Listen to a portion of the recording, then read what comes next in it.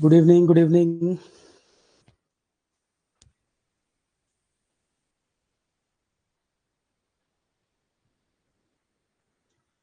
Good evening, all of you. सभी लोग एक बार चेक कर लें, ऑडियो वीडियो सबको ठीक आ रहा है? ऑडियो वीडियो सबको क्लियर है? एक बार चेक कर लें सभी लोग।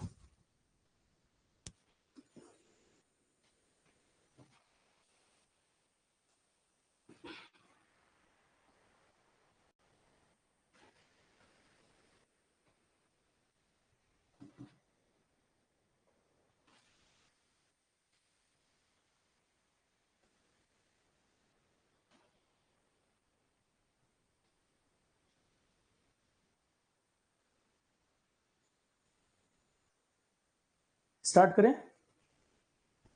ओके। तो मेन फोकस अभी हमारा क्वेश्चन प्रैक्टिस की तरफ। थ्योरी ऑलरेडी काफ़ी पढ़ चुके हैं, अब क्वेश्चन प्रैक्टिस हमें ज़्यादा करना है। जो पढ़ चुके हैं उसको अप्लाई करना इंपॉर्टेंट है। तो टेस्ट सीरीज के भी क्वेश्चन आपके लिए अवेलेबल है। टेस्ट सीरीज आप लोग लगा ही रहे होंगे। ईएससी के पेपर जो मैं सॉल्व करवा रहा था, कई सारे सब्जेक्ट आपको जो ईएससी वाले कॉमन है, इससे भी आपको काफ़ी हेल्प मिलेगी। ईएससी के पेपर जो 1 बाय 1 हम डिस्कस कर चुके थे, 17 का करा दिया था, 18 का करा दिया था और 19 का पेपर करा दिया था। 17, 18, 19 ये एक एक क्वेश्चन डिटेल में डिस्कशन हमारा हो गया था। अब आज हम डिस्कस करेंगे 2020 का पेपर। क्वेश्चन पेपर आपके फोल्डर में अवेलेबल है, यूपीएससी की साइट से भी निकाल सकते हैं। इंजीनियरिंग सर्विसेज 2020, इंजीनियरिंग सर्विसेज 2020 का पेपर डिस्कस करेंगे। ओके।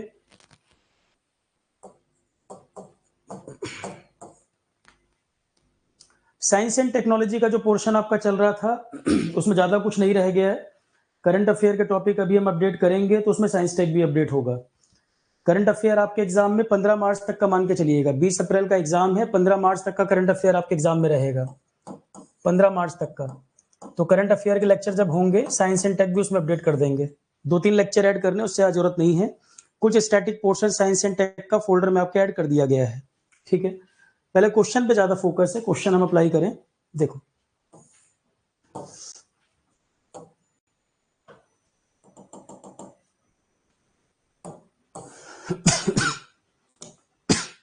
एक क्वेश्चन आया TADF, ये गवर्नमेंट ऑफ इंडिया का प्रोग्राम था। ईएससी का 2020 का पेपर है ये, तो गवर्नमेंट ऑफ इंडिया का प्रोग्राम था TADF। ये बेसिकली फाइनेंशियल सपोर्ट देने के लिए, ये है फाइनेंशियल सपोर्ट देने के लिए। फाइनेंशियल सपोर्ट किसको देने के लिए? एमएसएमईज को, जिससे इनोवेशन वगैरह को बढ़ावा मिले। TADF गवर्नमेंट ऑफ इंडिया का एक प्रोग्राम, फाइनेंशियल सपोर्ट देने के लिए, फंडिंग देने के लिए एमएसएमईज को, या इनोवेशन संबंधित जो काम हो रहा है उसके लिए। तो ये था technology acquisition and development fund. Government of India का एक प्रोग्राम था, पुराना क्वेश्चन है। गवर्नमेंट ऑफ इंडिया का एक प्रोग्राम था, इनोवेशन रिलेटेड या एमएसएमईज को फंडिंग करना, फाइनेंशियल प्रोग्राम था, फंडिंग सपोर्ट के लिए प्रोग्राम चलाया था। तो ये है technology acquisition and development fund. ये करंट का ही पुराना क्वेश्चन है, इस समय नहीं भी पढ़े चल जाएगी बात। पुराना क्वेश्चन है करंट का, अभी जरूरत नहीं है। आया था तो बता दे रहा हूं मैं। Technology acquisition and development fund इसका नाम था। TADF फंडिंग सपोर्ट प्रोग्राम था गवर्नमेंट ऑफ इंडिया का, एमएसएमईज या इनोवेटिव जो वर्क है उनके लिए, ठीक। दूसरा सवाल, टेक्निकल टेक्सटाइल्स। आजकल टेक्सटाइल भी बहुत एडवांस लेवल पे यूज होते हैं, कार वगैरह में, शिप पे, एरोप्लेन में। तो टेक्सटाइल का तो कई जगह इस्तेमाल हो रहा है। एक वर्ड यहां पर आया टेक्निकल टेक्सटाइल। टेक्निकल टेक्सटाइल का इस्तेमाल बहुत क्यों किया जा रहा है? फॉर एग्जाम्पल, कार का इंटीरियर अगर आप देखें तो उसमें कारपेट है, या उसमें सीट कवर है, या उसमें जो उसकी बॉडी पे जो टेक्सटाइल वगैरह फाइबर लगाई जाती है, तो ये टेक्सटाइल कार वगैरह में भी, एरोप्लेन में भी, शिप वगैरह में भी इस्तेमाल करते हैं। एक तो ये नॉइज को भी कम करता है। टेक्निकल टेक्सटाइल्स, इनकी कई सारी प्रॉपर्टीज होती हैं, ये नॉइज वगैरह के लेवल को भी घटाता है। और हाई टीनासिटी फाइबर होते हैं, हल्के होते हैं और मजबूत होते हैं। सबसे मेन जो इसका स्पेसिफिकेशन है वो ये है, हल्का है और मजबूत है। इस नाते इनको ज्यादा इस्तेमाल किया जाता है। तो टेक्निकल टेक्सटाइल का एप्लीकेशन मॉडर्न टाइम में बहुत तेजी से बढ़ रहा है, क्योंकि हमें क्या चाहिए, हल्का हो और मजबूत हो। तो टेक्निकल टेक्सटाइल की कई खूबी हैं, उनमें एक है हल्का और मजबूत। तो कार वगैरह में भी आजकल काफी ज्यादा इनका इस्तेमाल किया जाता है, कार, एरोप्लेन, शिप, बहुत जगह एप्लीकेशन है इसका। तो टेक्निकल टेक्सटाइल हल्के होते हैं और मजबूत होते हैं, हल्के और मजबूत। अक्षत, जो भी लाइव क्लासेस होती हैं रिकॉर्डिंग में सब अवेलेबल होती हैं, ये 40 मिनट के बाद रिकॉर्डिंग में अवेलेबल हो जाता है। मुझे ऐसा लगता है कि आरोहण आपने 7-8 दिन पहले ही ज्वाइन किया है। जो भी लाइव क्लास होती है 30-40 मिनट के बाद रिकॉर्डिंग में अवेलेबल हो जाती है। मैं बार बार आपको ऐप के चैट बॉक्स में भी बता रहा था, फिर मैं यहाँ वही रिपीट कर रहा हूँ। पता नहीं हिंदी नहीं समझ पा रहे हो या क्या दिक्कत हो रही है। क्लास जब लाइव होगी तो रिकॉर्डिंग में तो अवेलेबल होगी ही ना, या मैं लाइव पढ़ा के छोड़ दूंगा, दोबारा ढूंढते रहो यहाँ वहां। रिकॉर्डिंग में तो सारी क्लासेस अवेलेबल रहेंगी, सवाल ही पूछने का कोई मतलब नहीं है। ये ऑनलाइन में जो भी पढ़ा रहा होगा, ऑनलाइन में लाइव कराने के बाद रिकॉर्डिंग में तो अवेलेबल रहता ही है। अगला सवाल, विच one of the following is a measure of, देखो स्टेटमेंट ध्यान से सुनना, major of sustainable income level. Sustainable income level हम अचीव कर पाए बिना नेचुरल एसेट्स को घटाए हुए। इस लाइन का मतलब समझो पहले ध्यान से। A measure of sustainable income level, question कितना भी सिंपल आ जाए 2 बार रीड जरूर करना, चाहे कितना भी आसान लगे आपको। सस्टेनेबल इनकम लेवल को अचीव करना without decreasing the stock of natural assets. Natural assets मतलब जंगल, झरने, नदी, नाले, पहाड़, नेचुरल प्राकृतिक चीजें जो हैं। तो नेचुरल एसेट्स को घटाए बिना एक सस्टेनेबल इनकम लेवल अचीव करना, मतलब हम क्या कह रहे हैं, सस्टेनेबल डेवलपमेंट अप्रोच की बात कर रहे हैं। इसको ग्रीन अकाउंटिंग कहा जाता है। एनवायरमेंट की भाषा में इसको ग्रीन अकाउंटिंग कहते हैं। सस्टेनेबल इनकम लेवल हम अचीव कर पाए बिना एनवायरमेंट को नुकसान किए, मतलब जो बिजनेस हम कर रहे हैं, जो मैन्युफैक्चरिंग कर रहे हैं, जो बिजनेस कर रहे हैं, जो फाइनेंस है, जो इनकम लेवल है, वो हम अचीव कर पाए, पर इनकम लेवल इतना ज्यादा अचीव करने के चक्कर में ना पड़े कि सारे जंगल काट दें। भाई अगर हम फैक्ट्री इंडस्ट्री लगा रहे हैं तो 200-400 पेड़ भी लगा दें, पेड़ों को नुकसान ना करें, नदी नालों को नुकसान ना करें, वेस्ट उसमें ना डालें। तो सस्टेनेबल इनकम लेवल अचीव करना पर एनवायरमेंट को नुकसान पहुंचाए बिना ग्रीन अकाउंटिंग कहा जाता है। स्टेटमेंट समझ आ गया? Without decreasing the stock of natural assets.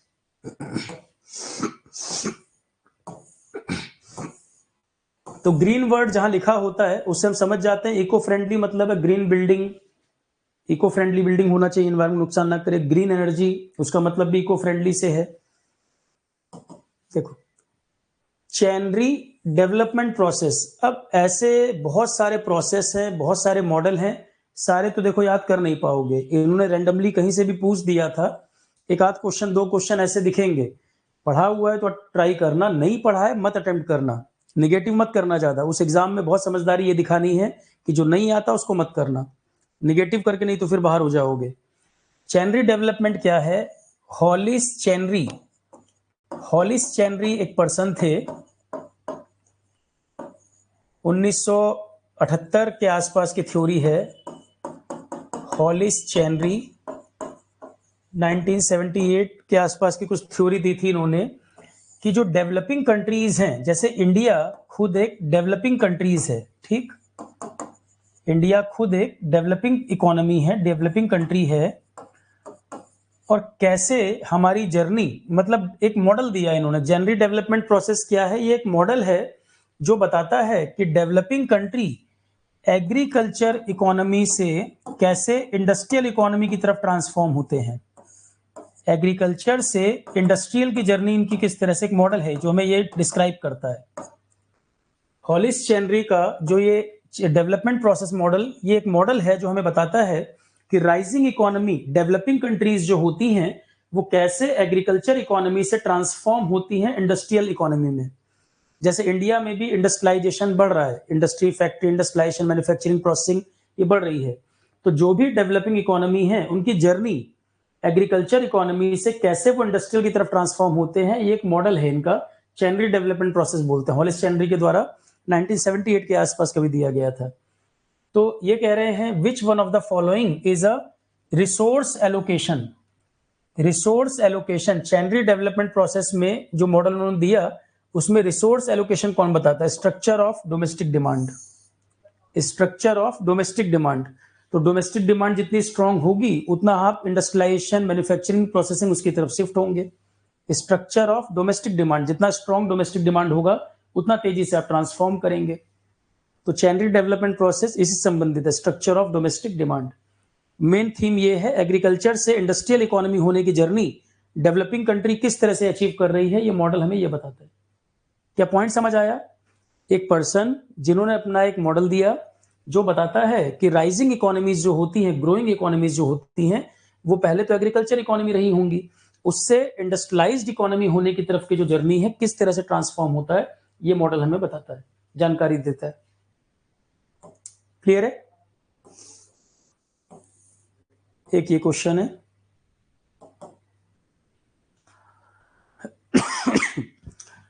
which one of the following ratio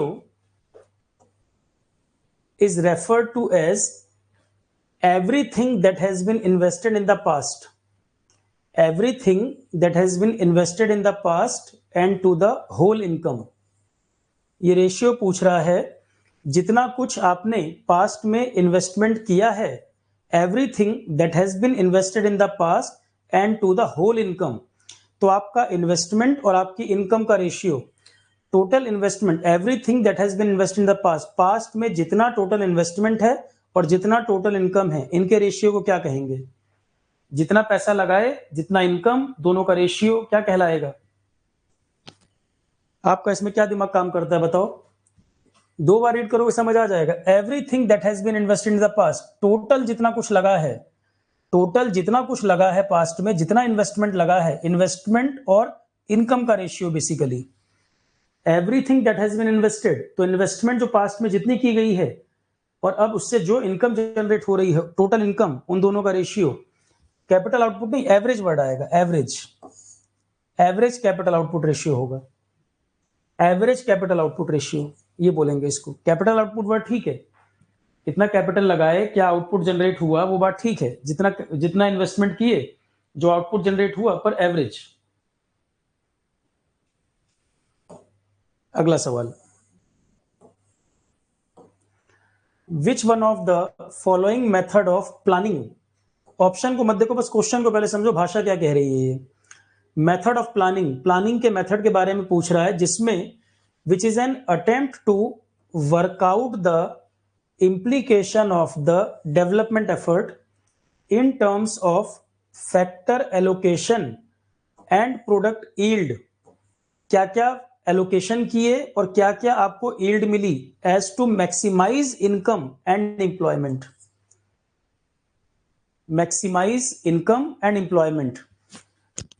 तो which one of the following method of planning, कौन सा प्लानिंग का मेथड एक अटेम्प्ट है इस बात की तरफ कि डेवलपमेंट एफर्ट इस तरह से किए जाएं, रिसोर्सेज एलोकेशन इस तरह से किया जाए, इनकम और एम्प्लॉयमेंट मैक्सिमाइज हो सके, मतलब पूरा प्लानिंग इस तरह से जो मैक्सिमाइज कर सके इनकम को भी और रोजगार को भी, मतलब कंपनी या कुछ हो तो वो ग्रो करता हो, इनकम भी बढ़े और रोजगार भी बढ़े, इनकम भी बढ़े और रोजगार भी बढ़े, तो इस तरह की प्लानिंग को क्या कहते हैं?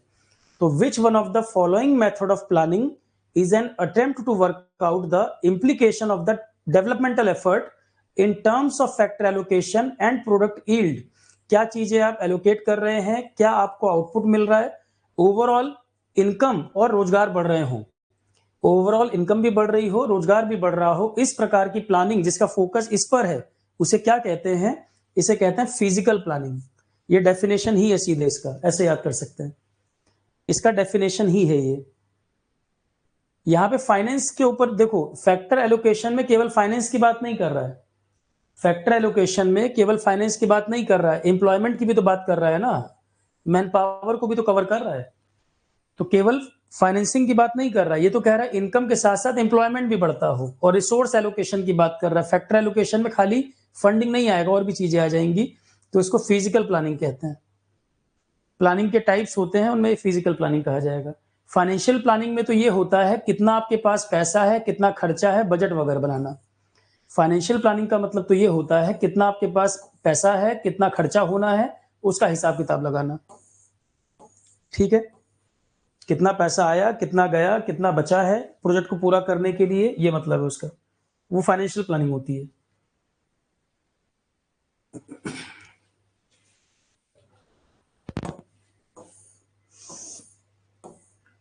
ये मैंने एज इट इज आपको पढ़ाया हुआ है क्वेश्चन, प्रोजेक्ट मैनेजमेंट पढ़ाया हुआ है मैंने ये। विच one of the following reflect N intrinsic value, किसी चीज की जो ट्रू वैल्यू है, रियल वैल्यू है, इंट्रिंसिक वैल्यू है, इसमें से कौन रिफ्लेक्ट कर रहा है? Which one of the following reflect, इसमें से कौन रिफ्लेक्ट कर रहा है, किसी चीज की ट्रू वैल्यू को बता रहा है। इसमें से कौन किसी चीज की ट्रू वैल्यू हमें बताता है? एज इट इज पढ़ाया हुआ क्वेश्चन है, प्रोजेक्ट मैनेजमेंट देखोगे कॉपी की लाइन है। प्रोजेक्ट मैनेजमेंट पढ़ा है तो बता लोगे आसानी से। इसमें से कौन रिफ्लेक्ट करता है किसी प्रोडक्ट या फैक्टर की ट्रू वैल्यू, उसकी रियल वैल्यू, ट्रू वैल्यू क्या है वो हमें जानकारी देता है। इसे कहते हैं शैडो प्राइसिंग। शैडो प्राइसिंग हमें इंट्रिंसिक या ट्रू वैल्यू बताता है। पढ़ा चुके हैं प्रोजेक्ट मैनेजमेंट में, डायरेक्ट क्वेश्चन है ये। तो कई क्वेश्चन मिलेंगे सीधे सीधे होंगे, कुछ क्वेश्चन ऐसे होंगे जो कभी सुने नहीं होंगे। पूरे पेपर में यही समझना है कि क्या करना है और क्या नहीं करना है। पेपर के बाद कई लोग मैसेज यही करोगे, सर हमने कुछ क्वेश्चन ज्यादा अटेम्प्ट कर दिए, हमें लगा कट ऑफ ज्यादा चली जाएगी। ये हर बार की कहानी है। हमने वो क्वेश्चन भी कर दिए, हमें लग रहा था सर ने बताया था, कभी सुना था, जबकि कभी नहीं सुने। अजीब अजीब से नाम आ जाएंगे जो कभी सुने नहीं, पढ़े नहीं, पर जबरदस्ती तुक्का लगाओगे। जबकि उस पेपर में उतने क्वेश्चन करने के लिए होंगे कि उतने सॉल्व अगर कर लो तो सेलेक्ट हो जाओगे। 3 तरह के क्वेश्चन होंगे। एक जो बहुत अच्छी तरह से आता है उसको करना है, दूसरा थोड़ा आता है थोड़ा नहीं आता, तो जो पार्शियली आता है पार्शियली नहीं आता, अगर उसमें 80% तक श्योरिटी होगी तो ही रिस्क लेना, उस क्वेश्चन को करना, नहीं तो मत करना। तीसरी वैरायटी जो कभी नहीं सुना जिंदगी में, उनको अटेंड मत करना, छोड़ देना, नेगेटिव मार्किंग जहां उनको नहीं करना चाहिए।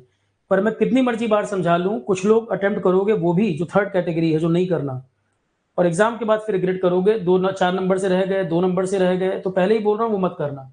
इतना सिलेबस है, इतने अजीब अजीब टॉपिक इसमें कई सारे हैं, सारे क्वेश्चन नहीं बनेंगे। वो कहीं से भी कॉपी पेस्ट करके पूछ देगा, सारा बता पाना पॉसिबल नहीं है किसी भी पेपर में।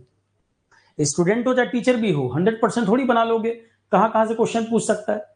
तो जो नहीं आता उसको नहीं करना, अपने आप से ऑनेस्ट रहना, और ईमानदारी से पढ़ रखे हो, जितना करोगे उतने में कट ऑफ निकल जाएगी। बहुत लोग इसमें बाहर होंगे ज्यादा करने के चक्कर में, देखना पेपर 50% 60% होगा जो बनने वाला होगा, ज्यादा अटेम्प्ट के चक्कर में लोग बाहर होंगे इसमें।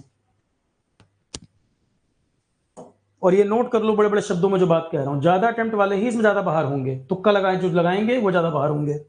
जो पहले ही सोच के बैठेंगे कट ऑफ ज्यादा चली जाएगी, मेरा क्या होगा, और कम कट ऑफ वाले में सिलेक्शन होगा। तो जितना करिए ठीक से करिए, और तुक्का जहां कुछ नहीं आता वहां क्यों लगाओगे भाई? 80% श्योरिटी किसी क्वेश्चन पे है, उसको अटेम्प्ट कर दो। वहां पे गलत होगा तो खलेगा नहीं भाई, आपको 80% लग रहा आंसर ये होगा, वहां कहीं गलत होगा तो आपको नहीं खलेगा। पर जहां बिल्कुल ब्लाइंड तुक्का लगा रहे हो, वो तो फिर अपने पैर पर कुल्हाड़ी मार रहे हो ऐसे एग्जाम में। अगले सवाल पे आए,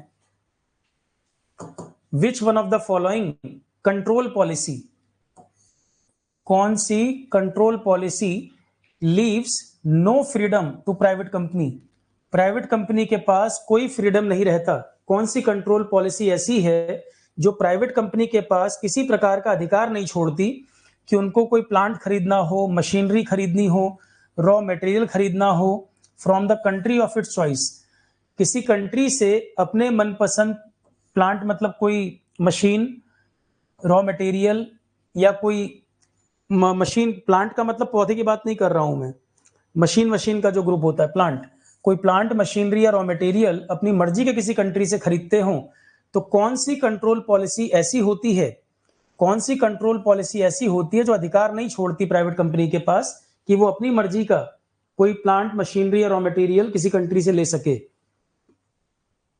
कौन सी कंट्रोल पॉलिसी ऐसी है सरकार की जो फ्रीडम नहीं देती है, प्राइवेट कंपनीज को फ्रीडम नहीं छोड़ती है कि अपनी मर्जी का प्लांट, मशीनरी या रॉ मटेरियल किसी देश से ले सके? इसको फिजिकल कंट्रोल तो नहीं बोलेंगे, फिजिकल वाला तो कुछ मतलब नहीं इससे, फिजिकल कंट्रोल वर्ड तो नहीं होगा। एक्सपोर्ट पे कंट्रोल, आप बाहर से खरीद रहे हो, एक्सपोर्ट का मतलब तो होता है बेचना। ये तो आप बाहर से ले रहे हो, अपनी चॉइस के कंट्री से खरीद रहे हो, बाई कर रहे हो, तो ये तो इंपोर्ट होगा। तो एक्सपोर्ट वर्ड भी नहीं आना चाहिए। एक्सपोर्ट का यहाँ क्या मतलब?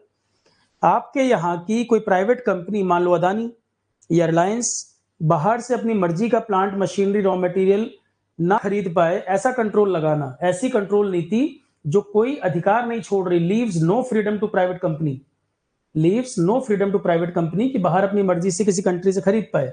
तो खरीद पाए तो इंपोर्ट हुआ ना, बाहर से अगर हमारी कंपनी खरीदेगी तो वो तो इंपोर्ट माना जाएगा, तो एक्सपोर्ट का तो कोई मतलब यहां पर है नहीं, और फिजिकल कंट्रोल जैसा कुछ इन्फ्लुएंस निकल नहीं रहा।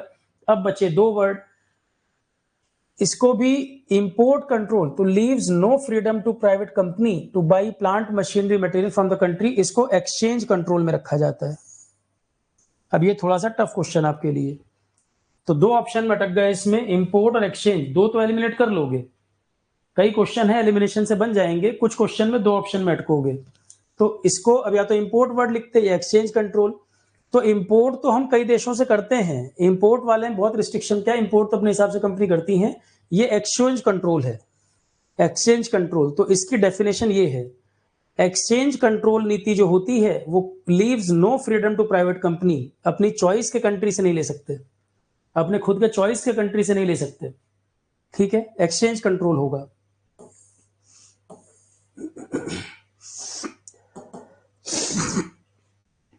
Which one of the following is a particular form of collusive price fixing? इसी कीवर्ड को पकड़ो बस, ये जो कीवर्ड है इसको पकड़ना है। कॉल्यूसिव शब्द का मतलब मैं आपको बता देता हूं, कॉल्यूसिव शब्द का मतलब होता है मिली भगत करना, कॉल्यूसिव शब्द का मतलब है मिली भगत करना। तो which one of the following is a particular form of collusive, मिली भगत करके प्राइस फिक्स करना। तो क्या एक पॉजिटिव चीज पूछ रहा है कि नेगेटिव चीज पूछ रहा है, पहले ये बताओ, ये पॉजिटिव चीज की बात हो रही है, नेगेटिव चीज की बात हो रही है? मिली भगत करके प्राइस फिक्सिंग करना, ये पॉजिटिव चीज है या नेगेटिव चीज है? सॉरी, नेगेटिव चीज है, वेरी गुड। तो कॉल्यूसिव शब्द का मतलब पता है कि नहीं, क्वेश्चन यहीं पर घूम गया। या कॉल्यूसिव ना भी पता हो, प्राइस फिक्सिंग इस वर्ड पे फोकस कर सकते थे, मिली भगत करके प्राइस फिक्सिंग बिहेवियर। अब जरा पढ़े क्वेश्चन, कई बार कोई कॉन्ट्रैक्ट वगैरह जारी किया जाता है, उसमें बिडिंग होती है, लोग बोली लगाते हैं, बिडिंग होती है। तो बिडिंग वगैरह का जो प्रोसेस होता है उसमें कई कंपनी, कुछ बार क्या होता है, कुछ कंपनियां आपस में मिली भगत करके कर देती हैं बिड रिगिंग, जो एक नेगेटिव चीज है। यहां पे सबको बराबर फील्ड नहीं मिल पाता, कुछ कंपनियां आपस में मिली भगत करके कोई टेंडर या कॉन्ट्रैक्ट वगैरह लेने के लिए बिड रिगिंग कर देती हैं, तो जिससे बाकियों को बराबर लेवल प्लेइंग फील्ड नहीं मिल पाती है, जो कि एक इलीगल प्रैक्टिस है, ये नहीं होना चाहिए। किसी कॉन्ट्रैक्ट को लेने के लिए, किसी टेंडर को लेने के लिए कुछ कंपनीज मिली भगत करके प्राइस फिक्सिंग करना, इसको बिड रिगिंग कहा जाता है, जो कि एक इलीगल प्रैक्टिस है। क्या पॉइंट समझ आया? बिड रिगिंग शब्द समझ में आया? कुछ कंपनीज मिलकर कोई टेंडर या कॉन्ट्रैक्ट लेने के लिए मिली भगत करके प्राइस फिक्स वगैरह करना, इलीगल प्रैक्टिस फॉलो करना टेंडर या कॉन्ट्रैक्ट लेने के लिए, इसको बिड रिगिंग कहा जाता है। बिड मतलब बोली लगाना, टेंडर वगैरह लेने के लिए करते हैं, बिड लगाते हैं।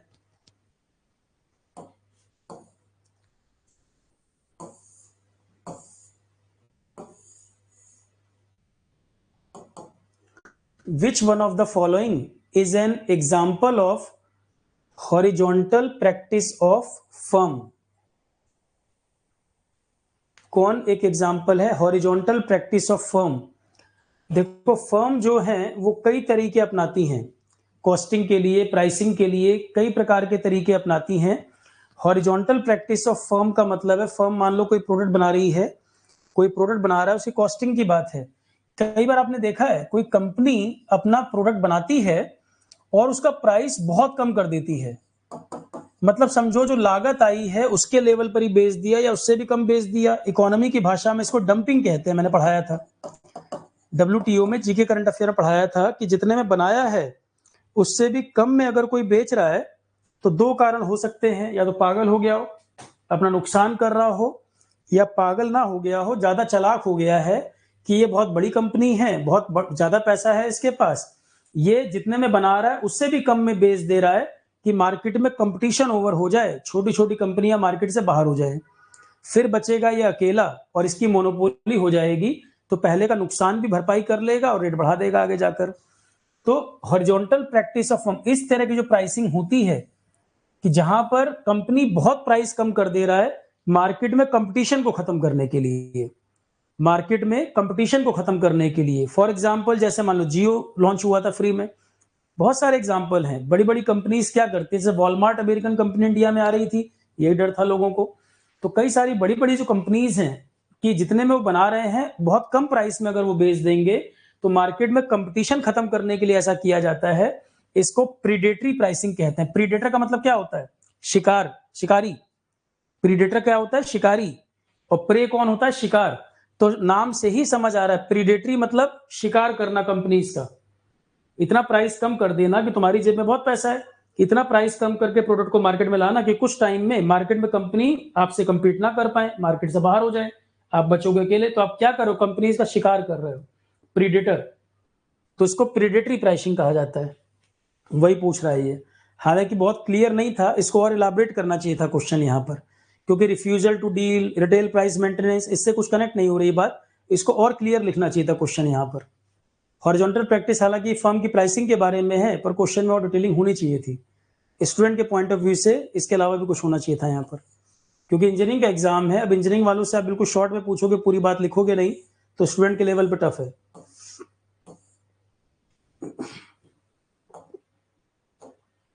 तो हर क्वेश्चन में बहुत क्लैरिटी हो, कुछ क्वेश्चन में एम्बिग्युइटी भी हो सकती है, दो ऑप्शन दोनों ठीक हो सकते हैं। तो ऐसे क्वेश्चन भी एक दो होंगे, 100% ऐसा नहीं होगा कि पूरा पेपर क्लियर कट हो। क्वेश्चन बनाने में भी कुछ क्वेश्चन ऐसे होंगे, दो चार में गलती भी होगी। स्टेट का एग्जाम में गलतियां भी होंगी, यूपीएससी में भी गलती हो जाती है, और कुछ में एम्बिगुअस ऑप्शन भी होंगे। तो बस सोच समझ के ज्यादा तुक्का मत लगाना, जितना बन रहा है उतना करना, अननेसेसरी तुक्के मत लगाना। ये सब तो मैथ्स के क्वेश्चन है, ईएस के। अच्छा, एक ये सिंपल मैथमेटिक्स का क्वेश्चन है, कोनिक सेक्शन पढ़ते थे, ये ड्राइंग के क्वेश्चन आए थे, रेक्टेंगुलर हाइपरबोला। एक जरा ये क्वेश्चन बताओ मुझे। अब इसमें तो कोई ड्राइंग भी नहीं है, सिंपल मैथमेटिक्स। कोनिक सेक्शन जब पढ़ते थे, the line passing through the focus, वो लाइन जो फोकस से पास करती है और डायरेक्ट्रिक्स के परपेंडिकुलर होती है, उसे क्या कहते हैं। अभी तो ड्राइंग भी नहीं है। संजीव राजीवाल कह रहे हैं कितने क्वेश्चन पे रुक जाएं, ये क्या लॉजिक है यार। पूरा पेपर आसान आएगा तो पूरा करना, जो भाई जो आ रहा है वही तो करोगे, कितने क्वेश्चन पे रुक जाएगा, कोई लॉजिक थोड़ी है यार। अरे 3 तरह के क्वेश्चन है, जो आते हैं उनको करना, जो 80% आते हैं, 20% नहीं आते उनको भी अटेम्प्ट करना, जो बिल्कुल नहीं आते उनको नहीं करना। कोई एक नंबर थोड़ी बोल सकते हैं पहले से पेपर कैसा होगा। तो लाइन जो फोकस से पास होती है और डायरेक्ट्रिक्स के परपेंडिकुलर होती है, उसे क्या कहते हैं, उसे वॉर्टेक्स कहते हैं क्या, ये एक्सेंट्रिसिटी या कोनिक कहते हैं, एक्सिस होता है वो, एक्सिस होता है। सिंपल मैथ्स का क्वेश्चन है, ड्राइंग भी कुछ नहीं है इसमें। ये भी ड्राइंग का क्वेश्चन है आपका, डायमेंशनिंग वगैरह का। एक ये सवाल देखो, among the effect of design specification on cost, which one of the following is the most significant that influences the producibility of end product? Which one of the following is the most significant factor? सबसे significant factor कौन है जो प्रभावित करता है end product की producibility को। Design वगैरह जब भी कुछ आप काम करें, कुछ भी डिजाइन बनाएं, तो सबसे सिग्निफिकेंट फैक्टर जो प्रभावित कर देता है एंड प्रोडक्ट जो बनेगा उसकी प्रोड्यूसिबिलिटी को, एंड प्रोडक्ट की प्रोड्यूसिबिलिटी को प्रभावित करने वाला सबसे इंपॉर्टेंट फैक्टर, एंड प्रोडक्ट जो आएगा उसकी प्रोड्यूसिबिलिटी को प्रभावित करने वाला सबसे सिग्निफिकेंट फैक्टर। कॉस्ट एस्टिमेट का तो मतलब नहीं, ये लार्ज टॉलरेंस होता है। ब्रेक इवन पॉइंट का तो मतलब होता है जितना आपका खर्चा लगा है जब तक वो बराबर लेवल पर आ जाता है। ब्रेक इवन पॉइंट अलग चीज है। ब्रेक इवन पॉइंट का मतलब होता है, जैसे मान लो मैंने किसी बिजनेस में 5 लाख लगाए, अब जब मैं उस 5 लाख को कवर कर लूंगा तब ब्रेक इवन पॉइंट आ गया। तो ब्रेक इवन पॉइंट अलग चीज है, ब्रेक इवन पॉइंट की बात नहीं कर रहा कि भाई जहां से आपने शुरू किया था उसको कवर कर लिया, वो ब्रेक इवन पॉइंट है कहीं पर भी। तो ब्रेक इवन की बात नहीं, वो तो कह रहा है कौन सा सबसे सिग्निफिकेंट फैक्टर है जो प्रभावित कर देता है एंड प्रोडक्ट की प्रोड्यूसिबिलिटी को। टॉलरेंस, टॉलरेंस कितनी लिमिट है, कितना तक एक्सेप्टेबल लिमिट में है टॉलरेंस, लार्ज टॉलरेंस वर्ड होगा इसके लिए। डिजाइन का क्वेश्चन है ये। Which one of the following is not the best approach for the prevention of product liability? For example, Apple का iPhone, तो प्रोडक्ट लायबिलिटी मैंने पढ़ाया हुआ है, प्रोडक्ट लायबिलिटी हमने पढ़ाया हुआ है। प्रोडक्ट लायबिलिटी में इनमें से कौन सी चीज नहीं आती? 4-5 पैरामीटर बताए थे मैंने प्रोडक्ट लायबिलिटी के। प्रोडक्ट लायबिलिटी में इसमें से क्या नहीं आता? प्रोडक्ट लायबिलिटी की जब हम बात करते हैं तो प्रोडक्ट की एनालिसिस, उसका डिजाइन इंपॉर्टेंट है। फॉर एग्जांपल कोई कार, क्वालिटी कंट्रोल भी प्रोडक्ट की लायबिलिटी में आएगा। आपकी जिम्मेदारी है भाई एनालिसिस और डिजाइन, उसका क्वालिटी कंट्रोल, टेस्टिंग, ये सब तो प्रोडक्ट लायबिलिटी का हिस्सा है कि जो प्रोडक्ट आप बना रहे हैं उसका एनालिसिस और डिजाइन पार्ट, उसका क्वालिटी कंट्रोल, उसकी टेस्टिंग, ये सब तो प्रोडक्ट लायबिलिटी में आते हैं। कॉस्टिंग प्रोडक्ट लायबिलिटी का पार्ट नहीं है, कॉस्टिंग अलग चीज है। ये तीनों देखो एक ही नेचर के हैं, डिजाइनिंग, क्वालिटी कंट्रोल, टेस्टिंग, ये सब एक ही लेवल के हैं कि प्रोडक्ट जो है अच्छे से अच्छा तैयार हो जिससे कस्टमर सेटिस्फेक्शन होगा। आपकी कंपनी की गुडविल दाव पे लगी है, आईफोन जब फॉर एग्जांपल आप बना रहे हैं तो आपका मोबाइल का डिजाइन या क्वालिटी कंट्रोल या टेस्टिंग, ये इंपॉर्टेंट सिमिलर नेचर की चीजें हैं, कॉस्ट बिल्कुल अलग जा रहा है। तो प्रोडक्ट लायबिलिटी में ये सब आता है, कस्टमर सेटिस्फेक्शन मेनली इसका रिजल्ट होना चाहिए। तो कस्टमर कॉस्ट तो पे कर देता है पर उसको क्वालिटी चाहिए, प्रोडक्ट की क्वालिटी चाहिए, तो लायबिलिटी में आपका ये डिजाइन, क्वालिटी कंट्रोल, टेस्टिंग, ये सब आएगा। ये पढ़ाया हुआ क्वेश्चन है, आसानी से बन जाता है ये।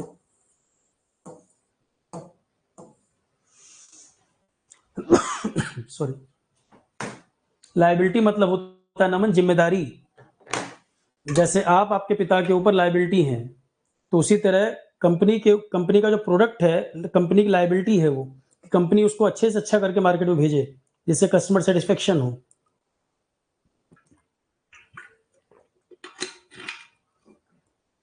कई बार किसी कार में कोई प्रॉब्लम आ जाती है तो बड़ी बड़ी कंपनियां क्या करती हैं, वो मॉडल को बुला लेती हैं वापस, फिर ठीक करके दोबारा मार्केट में भेजते हैं। Product liability.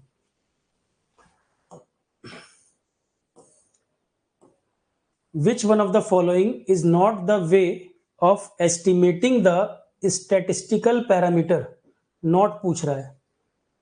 And is integral part of analysis, analysis का integral part। तो which one of the following is not the way of estimating the statistical parameter and is integral part of analysis or synthesis task when probability of failure is involved? When probability of failure is involved। अब आसान नहीं, tough question है ये। तो which one of the following is not the way of estimating the statistical parameter? कौन नहीं है? Propagation of error है, प्रोपगेशन ऑफ अनसर्टेनिटी भी है, ये दोनों तो पढ़े हैं आपने। प्रोपगेशन ऑफ एरर, अनसर्टेनिटी, ये दो पढ़े हैं। प्रोपगेशन ऑफ वेट, ये टर्म नहीं पढ़ा होगा। प्रोपगेशन ऑफ वेट पर इस चौथे वाले में फंस जाते। प्रोपगेशन ऑफ डिस्पर्सन नाम से पढ़ा है कि नहीं कुछ? प्रोपगेशन ऑफ वेट होगा ये। Not the way of estimating the statistical parameter, तो स्टैटिस्टिकल पैरामीटर में प्रोपगेशन ऑफ एरर, अनसर्टेनिटी, ये तो कॉमन टर्म दोनों पढ़ते हैं, इन दो में फंसते। प्रोपगेशन ऑफ वेट इसका आंसर होगा। आसान नहीं है पर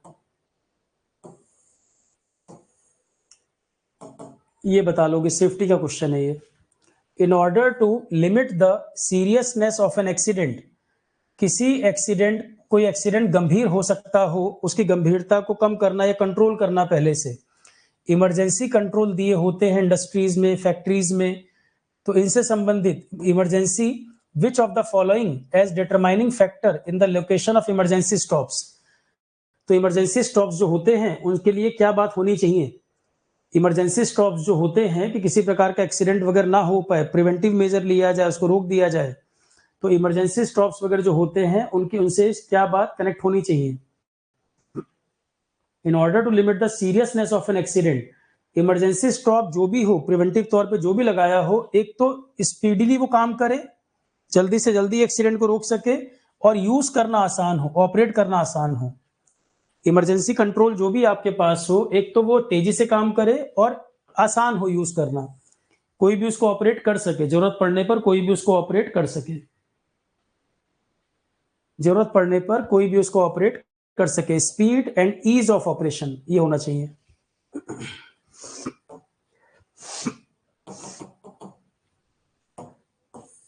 एक ये क्वेश्चन बताओ, ये पहले भी कराया था, सेफ्टी का क्वेश्चन है। ह्यूमन इंजीनियरिंग अप्रोच जो है to prevent accident by giving due consideration to physical and mental limitation of the worker, human engineering approach accident को रोकने में किस तरह से काम करेगी, क्या होना चाहिए? ह्यूमन इंजीनियरिंग अप्रोच किस तरह से फॉलो की जाए कि एक्सीडेंट वगैरह को रोका जा सके, किन चीजों पे ध्यान दिया जाए, क्या होना चाहिए? बहुत ज्यादा सेफ्टी रूल्स बना दिए जाएं तब हम एक्सीडेंट्स वगैरह को रोक पाएंगे। Not permitting to make safety device और guard inoperative, giving first aid attention in case of injury, बस फर्स्ट एड की सुविधा दे दी जाए उससे काम चल जाएगा। तो ह्यूमन इंजीनियरिंग अप्रोच क्या कहती है कि एक्सीडेंट वगैरह को रोकने के लिए हमें क्या करना चाहिए, होना क्या चाहिए? पढ़ लो पहले ठीक से तब बताओ, ठीक से स्टेटमेंट पढ़ लो तब बताओ। जो वर्कर हैं उनका नेचुरल रिएक्शन क्या होता है एक्सीडेंट वगैरह की स्थिति में, वो जरूरी है। इमरजेंसी में नेचुरल रिएक्शन वर्कर का क्या होता है ये इंपॉर्टेंट है। तो giving constant attention to how a worker is likely to react, emergency पड़ने पर नेचुरल रिएक्शन वर्कर का क्या होता है, बजाय कि सुपरवाइजर क्या उसको इंस्ट्रक्शन दे रहा है। सुपरवाइजर कुछ भी कहता रहे, नेचुरल रिएक्शन जो होगा वही इंपॉर्टेंट है। इसीलिए टाइम टाइम पे मॉक ड्रिल कराई जाती है, प्रैक्टिस कराई जाती है कि लोगों का नेचुरल बिहेवियर पता लगे कि एक्सीडेंट वगैरह की स्थिति में नेचुरल रिएक्शन लोगों का क्या होगा। एक ये क्वेश्चन आया, कौन ऑपरेटर की गलती नहीं है? ऑपरेटर मतलब मान लो मशीन चला रहा है जो, ऑपरेट कर रहा है जो, इनमें से कौन सी ऑपरेटर की गलती नहीं है जिसकी वजह से एक्सीडेंट ट्रिगर हो सकता है? Which one of the following is not an operator error through trigger leading to an accident which confuse and trap into making mistake? Which confuse and trap into making mistake? Not पूछ रहा है, सवाल पूछा गया not. कौन operator error नहीं है? कौन इसमें से ऑपरेटर एरर नहीं है? इस क्वेश्चन में इन्होंने दो स्टेटमेंट में फंसा रखा है, दो स्टेटमेंट बड़े क्लोज कर दिए इन्होंने। देखो एक तो कह रहा है कि ऑपरेटर एरर नहीं है, मतलब ऑपरेटर जिम्मेदार नहीं है उस चीज के लिए। तो जो पुअर हाउसकीपिंग या क्लीनलीनेस, पुअर हाउसकीपिंग क्लीनलीनेस साफ सफाई, ऑपरेटर मान लो मशीन वगैरह पे काम कर रहा है तो ये तो नहीं होगा। Lack of standardisation and identification, lack of standardisation and identification, इसमें standard operating safety practice, standard operating safety practice, UPSC ने आंसर ये दिया, स्टैंडर्ड ऑपरेटिंग सेफ्टी प्रैक्टिस, ये ऑपरेटर एरर नहीं है। स्टैंडर्ड ऑपरेटिंग सेफ्टी प्रैक्टिस क्या होंगी, ये ऑपरेटर एरर नहीं है, यूपीएससी ने ये आंसर दिया। जबकि कोई मशीन टूल का फॉल्टी डिजाइन या कंस्ट्रक्शन ऑपरेटर थोड़ी कर रहा है, इसको भी कोई टूल जो वो इस्तेमाल कर रहा है अगर उसके डिजाइन में कोई फॉल्ट है तो जहां से वो टूल की सप्लाई आई है वो जिम्मेदार होगा, ऑपरेटर एरर तो ये भी नहीं होगी। तो ए और सी में स्टेटमेंट क्लोज डाल दिए इन्होंने। यूपीएससी ने हालांकि आंसर सी माना, स्टैंडर्ड ऑपरेटिंग सेफ्टी प्रैक्टिस, पर पहले वाले में भी क्लियर नहीं लिख रहा फॉल्टी डिजाइन कौन बना रहा है। ये ऑपरेटर तो टूल को यूज कर रहा है, जो टूल उसको मिले हैं उस टूल को, मशीन को यूज कर रहा है। अब उस मशीन में ही अगर कोई फॉल्टी डिजाइन है या टूल जो यूज कर रहा है उसमें कोई डिफेक्ट है तो ऑपरेटर जिम्मेदार तो उसके लिए भी नहीं है, एक्सीडेंट उससे भी हो सकता है। तो इन दो स्टेटमेंट में जो ए और सी वाला है ये थोड़े से बड़े मिक्स हो रहे हैं। तो कौन सा not an operator error, which of following is not an operator error through trigger leading to an accident which confuse and trap into making mistake? तो ये सी आंसर होगा, नॉट एन ऑपरेटर एरर, फिर C answer इसके हिसाब से UPSC ने दिया है जो। अब यहां भी वही है, भाषा बड़ी क्लियर नहीं है, ऑपरेटर एरर नहीं है तो ऑपरेटर एरर तो ए भी नहीं है और सी भी नहीं है, दो ऑप्शन में इसने उलझाया है। तो वही जो मैं बोल रहा हूँ 80% 20% डाउट लगेगा, अटेम्प्ट करें कि नहीं करें। यूपीएससी भी चेंज नहीं करता आंसर, क्योंकि वो तो रिजल्ट आने के बाद आंसर की रिलीज करता है। यूपीएससी रिजल्ट आने के बाद आंसर की रिलीज करता है, तो चैलेंज भी कब करोगे? कई क्वेश्चनों में गलती यूपीएससी में भी, जैसे ओजोन वाला क्वेश्चन था वहां गलती थी, बताया था मैंने, ऐसा नहीं कि पहली बार गलती हुई है। Which one of the following is not included in the safety program? कहीं इंडस्ट्री फैक्ट्री वगैरह में जो सेफ्टी प्रोग्राम बनाया जाता है उसमें इसमें से क्या चीज को नहीं रखा जाता?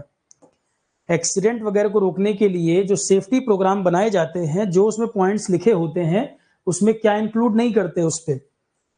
मतलब कहीं आपने सेफ्टी प्रोग्राम किसी इंडस्ट्री फैक्ट्री का देखा, उसमें जो पॉइंट्स लिखे होंगे, क्या पॉइंट उसमें उसका पार्ट नहीं होता? Development of safe working condition, उस प्रीमाइस में सेफ वर्किंग कंडीशन कैसे काम करना है ये लिखा होगा। एम्प्लॉय का पार्टिसिपेशन सेफ्टी प्रोग्राम में होना चाहिए, ये भी लिखा होगा। बढ़ चढ़ कर लोग हिस्सा लें जब टाइम टाइम पे प्रोग्राम कराए जाएं।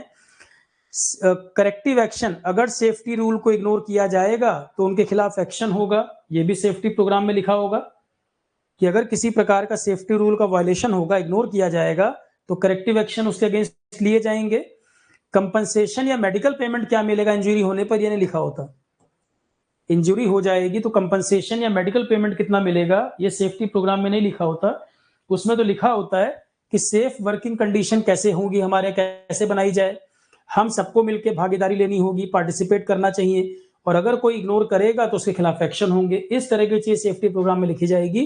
कंपनसेशन या मेडिकल पेमेंट वगैरह क्या होगा इंजरी होने में, ये सेफ्टी प्रोग्राम में नहीं लिखा जाता। नॉट पूछा है तो सेफ्टी प्रोग्राम में वो नहीं होगा। ये देखो प्रोडक्ट क्वालिटी का क्वेश्चन कितनी बार आ चुका है। Quality circle, product quality, customer satisfaction, इस तरह के क्वेश्चन कितनी बार आ चुके हैं। वेंडर, सुपरवाइजर, ऐसे क्वेश्चन फिर आपको एग्जाम में मिलेंगे।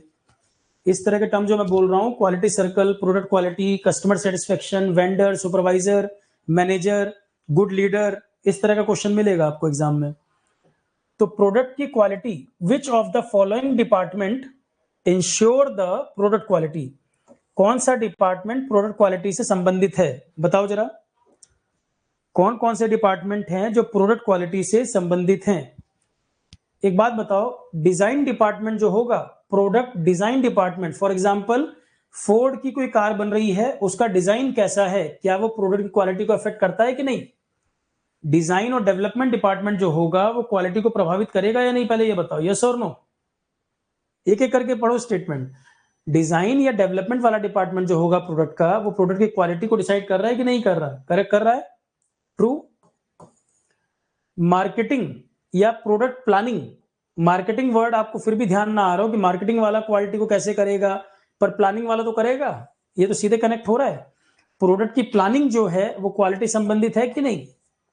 प्लानिंग वाला पार्ट, प्लानिंग तो एक पूरा होलिस्टिक प्लानिंग है, स्टेज 1 से लेके लास्ट तक बनने तक। तो प्रोडक्ट की प्लानिंग जो आप कर रहे हैं वो क्वालिटी तो उसमें आएगी ही आएगी। पैकेजिंग और शिपिंग कैसे कर रहे हैं, प्रोडक्ट की क्वालिटी को मेंटेन करने, मान लो खाने की कोई चीज है, फॉर एग्जाम्पल खाने की कोई चीज है कि 3 दिन में खराब हो जाएगी, तो उसकी पैकेजिंग किस तरह से कर रहे हैं, क्या क्वालिटी को अफेक्ट कर रहा है कि नहीं। पैकेजिंग भी क्वालिटी को अफेक्ट करता है कि नहीं। कई बार आप अमेजोन से कोई प्रोडक्ट आया और टूटा हुआ निकला, तो क्वालिटी खराब हो गई कि नहीं हो गई, या कोई चीज आपने मंगाई थी वो डैमेज फॉर्म में मिला।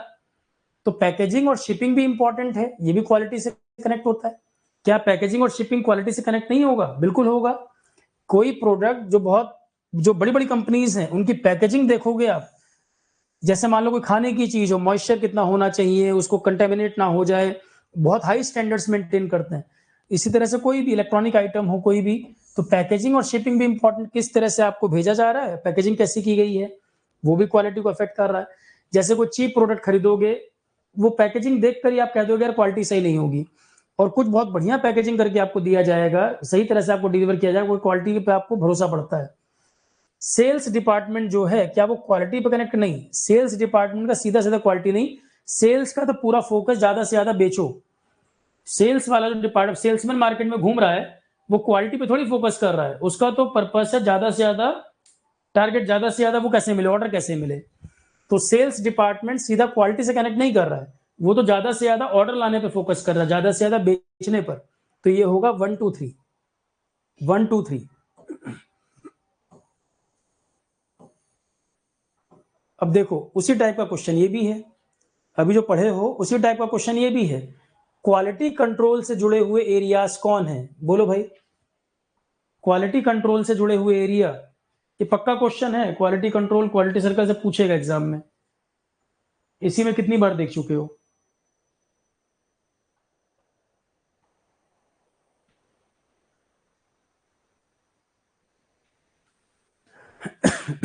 आ रहा है कुछ समझ।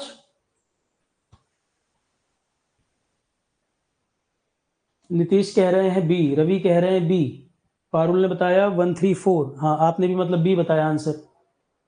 बाकी लोग बोले भाई राम अच्छी क्वालिटी का प्रोडक्ट ज्यादा सेल होगा, पर मैं कह रहा हूं सेल्समैन जो हैं क्या वो कंपनी के प्रोडक्ट क्वालिटी से जुड़ा हुआ है? एप्पल का मोबाइल शोरूम वाला जो बेच रहा है वो एप्पल के मोबाइल की क्वालिटी को लेकर बड़ा कंसर्न है क्या?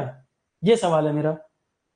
शोरूम पे जाते हो, जो बेचने वाले सेल्समैन होते हैं वो एप्पल के फोन की क्वालिटी से कंसर्न है क्या? बिल्कुल टेस्टर वेस्टर लेके लगे हुए हैं क्वालिटी के ऊपर, उनका पूरा फोकस बेचने पर है। तो क्वालिटी कंट्रोल के सब एरियाज, क्वालिटी कंट्रोल यहां तो लिख ही रहा है, statistical process control, acceptance sampling plan, ये सेल्स मार्केटिंग जो है ये इससे कनेक्ट नहीं होता। 2 नंबर हटा दो। सेल्स मार्केट वाला अभी हमने ऊपर देखा, सेल्स मार्केट को हटा दो, 2 नंबर हट गया। 1, 3 एंड 4, 1, 3 एंड 4। जब कोई सवाल आए ना राम, इस तरह के जनरल क्वेश्चन, अपने आप को वहां रख के देख लो। एप्पल कंपनी का शोरूम है और एप्पल कंपनी की फैक्ट्री है, जहां एप्पल के मोबाइल बन रहे हैं वहां सब क्वालिटी पे ज्यादा कंसर्न है, या शोरूम में आप एप्पल का मोबाइल बेच रहे हो आप ज्यादा कंसर्न हो? अपने आप को रख के देखो राम, आंसर मिल जाएगा। क्वालिटी कंट्रोल पे कौन कंसर्न ज्यादा है? सैंपलिंग मॉडल लेना, सैंपलिंग सैंपलिंग प्लानिंग करना, प्रोसेस कंट्रोल फॉलो करना, ये सब क्वालिटी कंट्रोल का हिस्सा है। सेल्स और मार्केटिंग इसका, सेल्स इसका पार्ट नहीं है बेसिकली। ऊपर वाले में भी मार्केटिंग वर्ड पे इतना नहीं, बट प्लानिंग लिखा था उस वजह से आंसर था। ऊपर वाले में प्लानिंग वर्ड था इसलिए हमने इसको आंसर किया था। प्रोडक्ट प्लानिंग वर्ड था यहाँ पर मार्केटिंग के साथ, प्लानिंग की वजह से। केवल मार्केटिंग होता तो दिक्कत होती। ठीक,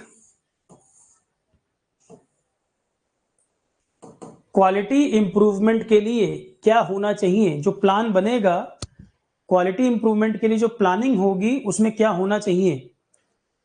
जब आप क्वालिटी इंप्रूवमेंट की बात कर रहे हो, क्वालिटी इंप्रूवमेंट की बात कर रहे हो, तो क्वालिटी के साथ क्वांटिटी का हमारा कोई मतलब है क्या? जब हम क्वालिटी इंप्रूवमेंट पे फोकस कर रहे हैं तो यहाँ क्वांटिटी मेजरमेंट पे हमारा फोकस है क्या? 100, 50, 200, 1000 क्वांटिटी पे हमारा फोकस है क्या? क्वालिटी इंप्रूवमेंट पे जब हम फोकस करेंगे तो हमारे प्रोडक्ट में डिफेक्ट ना हो, टेस्टिंग किया जाए, ट्रायल किया जाए, अगर उसको बेचा जाए तो कस्टमर से फीडबैक लिया जाए, लोग यूज करके बताएं क्या कमी है। ठीक, हम यहाँ क्वालिटी इंप्रूवमेंट की बात कर रहे हैं। तो क्वालिटी इंप्रूवमेंट में आप कितना इंप्रूव कर लोगे, हमारा कोशिश होता है कि जीरो डिफेक्ट की तरफ बढ़े। हालांकि हम उसको अचीव नहीं कर सकते, आइडियल कंडीशन तो कभी होगी नहीं, इंप्रूवमेंट की गुंजाइश हमेशा है, ये कंटिन्यूअस फिनोमेना है। क्वालिटी इंप्रूवमेंट की बात करें तो ये कंटिन्यूअस इंप्रूवमेंट फिनोमेना लगातार चलता रहेगा। कितना ही अच्छा प्रोडक्ट बना लोगे, कोई ना कोई कमी उसमें रही जाएगी, टेक्नोलॉजी एडवांस होती जाएगी, अपडेशन आते रहेंगे, पर क्वालिटी इंप्रूवमेंट 100% तो नहीं होता। पर कोशिश हमारी यही होती है कि जीरो डिफेक्ट हम अचीव कर पाए। जीरो डिफेक्ट हालांकि हो नहीं पाता, पर टारगेट हमारा यही होता है आइडियल, कि जीरो डिफेक्ट हम अचीव कर पाए। तो क्वालिटी इंप्रूवमेंट के जो प्लान होते हैं जीरो डिफेक्ट की तरफ अचीव करना, ये तो हमारा टारगेट है ही। तो ये तो क्वालिटी इंप्रूवमेंट में आएगा ही आएगा।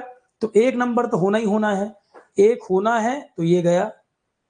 ठीक, बाकी 3 पे दिमाग लगाएं। अगला सवाल है, अगला सवाल, सुपरवाइजर की ट्रेनिंग क्वालिटी इंप्रूवमेंट के लिए हमारा जो मैन पावर है वो ट्रेंड होना चाहिए कि नहीं? सुपरवाइजर हो या टेक्निकल पर्सन हो, उनका अपग्रेडेशन, ट्रेनिंग, स्किल डेवलपमेंट होना चाहिए कि नहीं? तो क्वालिटी इंप्रूवमेंट जो लोग प्रोडक्ट से जुड़े हुए हैं, सुपरवाइजर हो, टेक्निकल पर्सन हो, ट्रेनिंग वेनिंग भी जरूरी है कि नहीं? ट्रेनिंग को भी आप नहीं काट सकते। आपको क्वालिटी इंप्रूव करनी है तो आपके पास लोग तो उस चीज को जानकार होने चाहिए।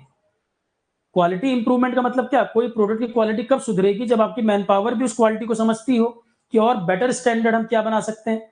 तो टेक्नीशियन होंगे या सुपरवाइजर होंगे, टाइम टाइम पे ट्रेनिंग, जो भी नई टेक्नोलॉजी आए उसके लिए उनको ट्रेन करना, स्किल डेवलप करना। सुपरवाइजर ट्रेनिंग को भी आप नहीं काट सकते। क्वालिटी इंप्रूवमेंट के लिए ट्रेंड मैन पावर होनी चाहिए, उसको भी हम नहीं कट कर सकते। तो क्वांटिटी वर्ड हमें रखना नहीं है, क्वांटिटी पे हमारा फोकस नहीं है, तो 3 नंबर एलिमिनेट करना है। 3 एलिमिनेट करना है तो ये भी नहीं होगा, ये भी नहीं होगा, हो तो हमारा इससे ही गया।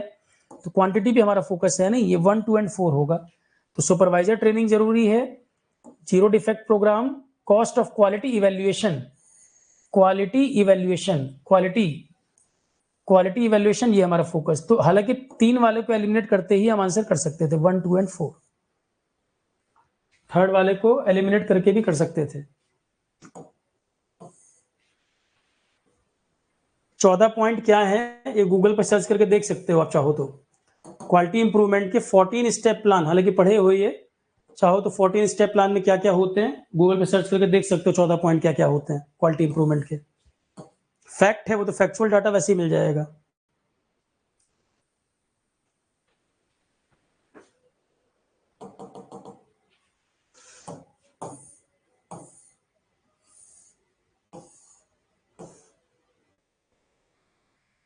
ये क्वेश्चन देखो, विच one of the following is the measure of service quality?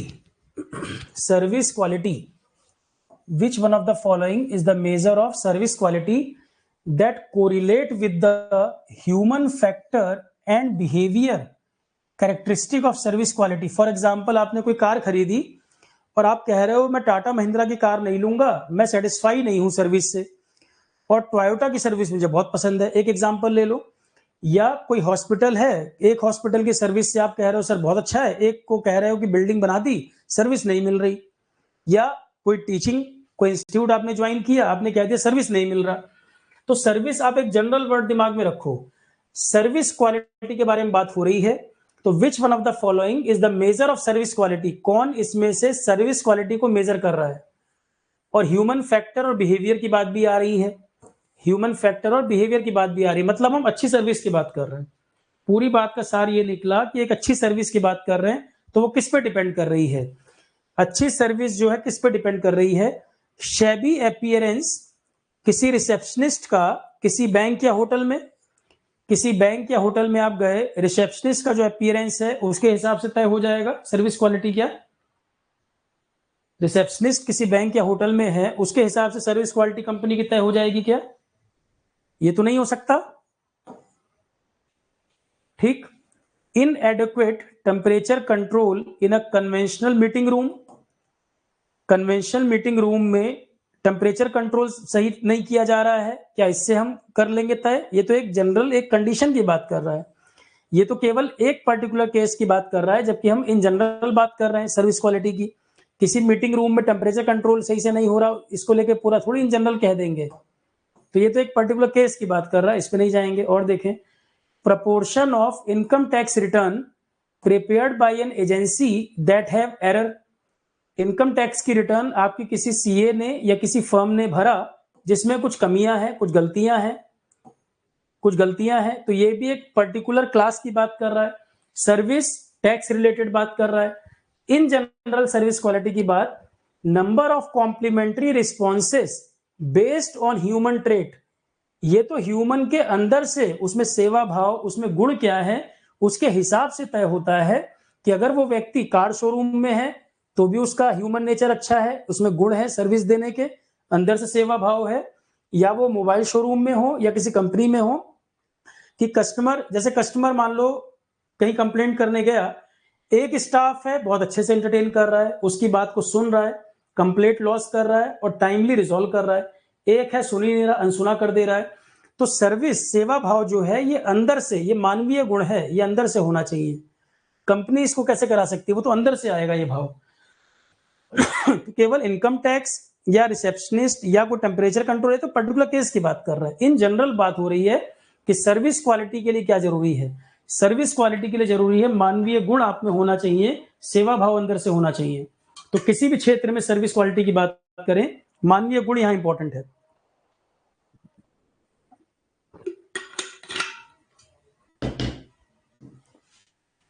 तो number of complimentary response based on human trait, human की विशेषताएं, मानवीय गुण इन delivery of service.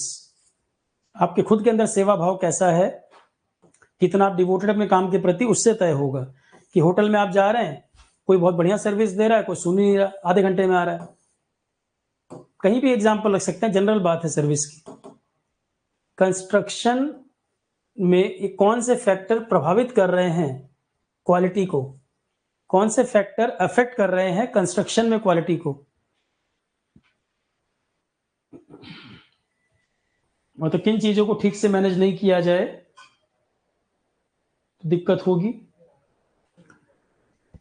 Construction sector में क्वालिटी को अफेक्ट करने वाले फैक्टर, कंस्ट्रक्शन के मेथड आप क्या यूज कर रहे हो उससे भी प्रभावित होगा। कंस्ट्रक्शन क्वालिटी जो है, कंस्ट्रक्शन की टेक्निक आप कौन सी यूज कर रहे हैं इस पे भी डिपेंड करता है। कंस्ट्रक्शन की क्वालिटी, कंस्ट्रक्शन मेथड क्या यूज हो रहा है साइट पर, उस पर भी डिपेंड करेगा। सुपरविजन और कंट्रोल कैसा है, इस पे भी डिपेंड करेगा। कंस्ट्रक्शन क्वालिटी, सुपरविजन और कंट्रोल कैसा है, इस पे भी डिपेंड करेगा। साइट कंस्ट्रक्शन मेथड डिपेंड करेगा। दो ही चूज करने, 1 and 4, 1 and 4। भाई कंस्ट्रक्शन मेथड क्या है, उस पर डिपेंड तो करेगा ही करेगा, तो 1 को तो हटा नहीं सकते। अब उसके बाद सुपरविजन कंट्रोल, इस पे भी डिपेंड करेगा, इसको भी नहीं हटा सकते। पर बाकी ऑप्शन भी बड़े क्लोज हैं। ये कह रहा है फैक्टर जो प्रभावित करता है क्वालिटी को, हमें वो बताना है, तो 1 and 4 ही बनेगा इसका, हालांकि ऑप्शन क्लोज है। ये तो कोर्स सिविल का क्वेश्चन है कंक्रीट वर्क के बारे में, इसका मुझे आइडिया नहीं। कंक्रीट वर्क सिविल का क्वेश्चन है।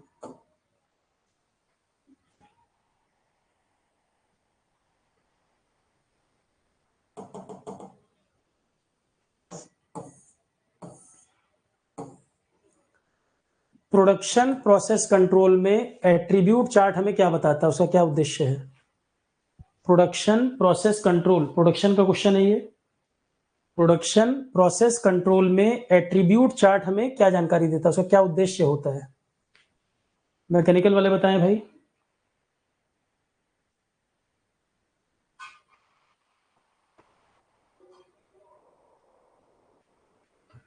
प्रोडक्शन प्रोसेस कंट्रोल में एट्रीब्यूट चार्ट हमें क्या जानकारी देता है?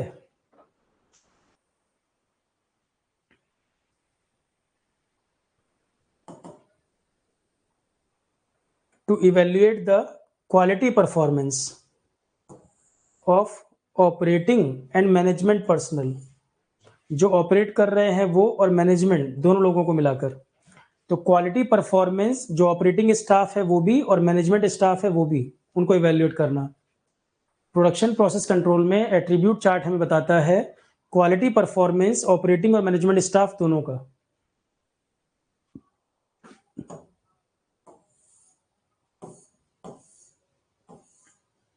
ये सिंपल क्वेश्चन है।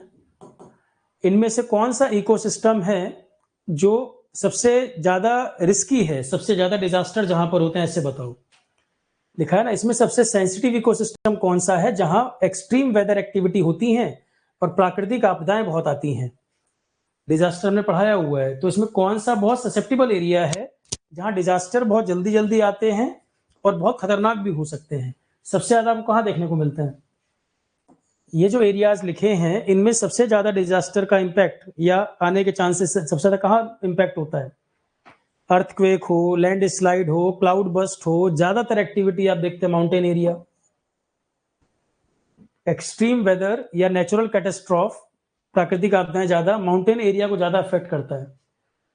भाई थंडर लाइटनिंग या cloud burst, earthquake, land slide कितने सारे हैं।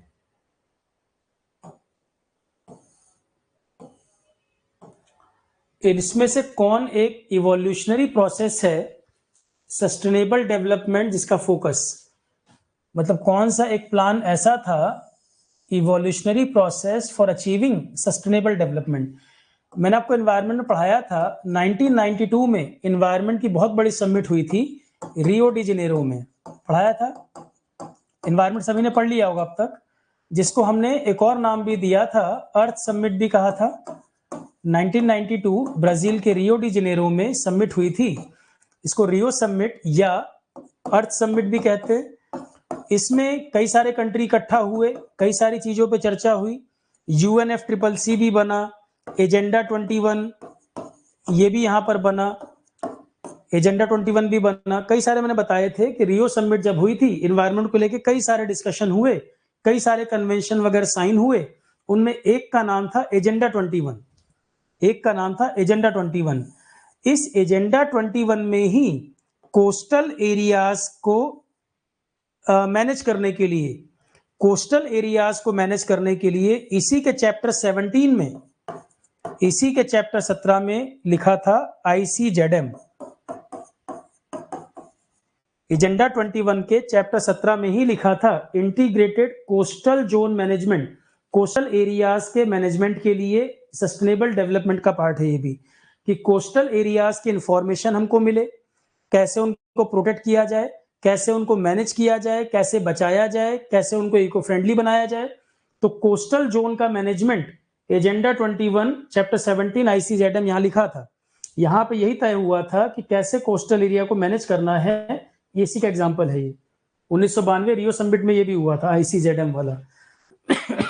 स्टूडेंट के लेवल पे टफ क्वेश्चन है। एजेंडा 21 में सब पढ़ा रखे हैं मैंने। इसके अंदर चैप्टर 17 में लिखा था, उसके भी अंदर से क्वेश्चन पूछा हुआ है। तो स्टूडेंट के लेवल पे टफ है, सिविल सर्विसेज वालों के लिए आसान है। सिविल्स वाले पढ़ते हैं, आपको जरूरत मतलब आपके लेवल पे नहीं पूछना चाहिए था उसको, ES वगैरह के लेवल पे नहीं पूछना चाहिए था। क्वेश्चन देख के पता लग जाता है वो एजेंडा 21 में भी और अंदर से पूछ रहा है। हालांकि फिर वही है, सस्टेनेबल डेवलपमेंट प्रैक्टिस के ऊपर कोस्टल एरिया दिमाग में आता तो, पर फिर सॉलिड वेस्ट क्यों नहीं आता। तो हालांकि स्पेसिफिक क्वेश्चन यहीं से उठाया हुआ है, ये एज इट इज लैंग्वेज भी कॉपी कर रखी है। ICZM जो बना है उसकी लैंग्वेज भी यही एज इट इज उठाया हुआ क्वेश्चन है, पर आसान नहीं है।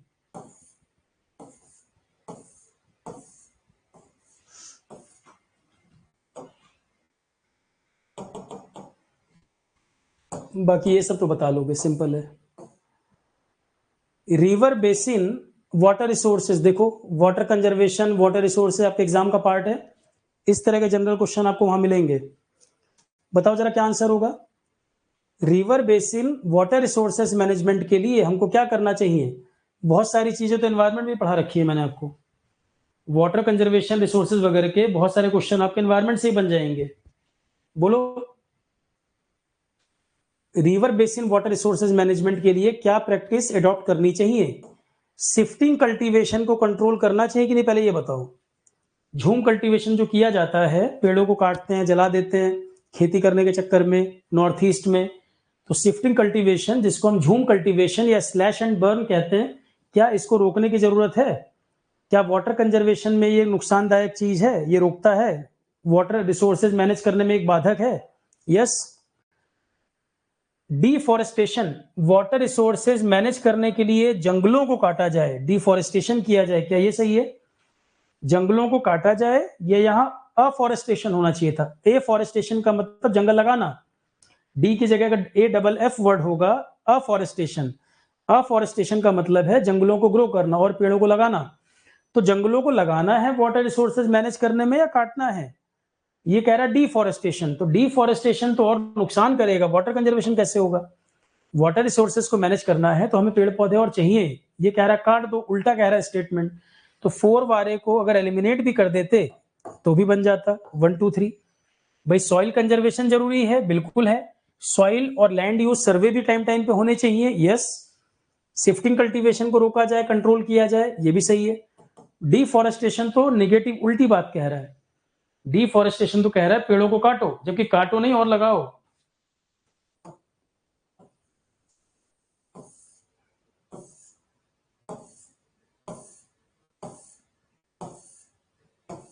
साउंड लेवल L मेजर किया जाता है, जरा बताना। ये साउंड सभी लोग पढ़ते हो, साउंड तो सभी लोग पढ़ते हैं। साउंड लेवल L जो होता है उसको किस में मेजर किया जाता है, और ये Q और Q0 का क्या मतलब वो भी दिया हुआ है। इलेक्ट्रॉनिक्स वाले बताएं जरा, या इलेक्ट्रिकल वाले। साउंड लेवल L जो है किस में मेजर करते हैं।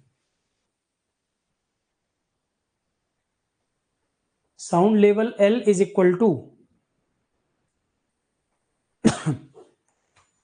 साउंड मेजर्ड क्वांटिटी ऊपर रहेगी या रेफरेंस वाली ऊपर रहेगी, पहले तो ये बता दो। आपको लेवल निकालना है तो मेजर्ड क्वांटिटी ऊपर रखोगे या रेफरेंस को ऊपर रखोगे, मतलब Q/Q0 होगा या Q0/Q होगा, पहले तो ये बता दो। मेजर्ड क्वांटिटी ऊपर रहेगी और रेफरेंस जो लिया है वो नीचे रहेगा, इतना तो सबको समझ आ रहा है। मेजर्ड क्वांटिटी जो है वो ऊपर रखोगे, रेफरेंस को नीचे रखोगे, Q/Q0 तो होना है।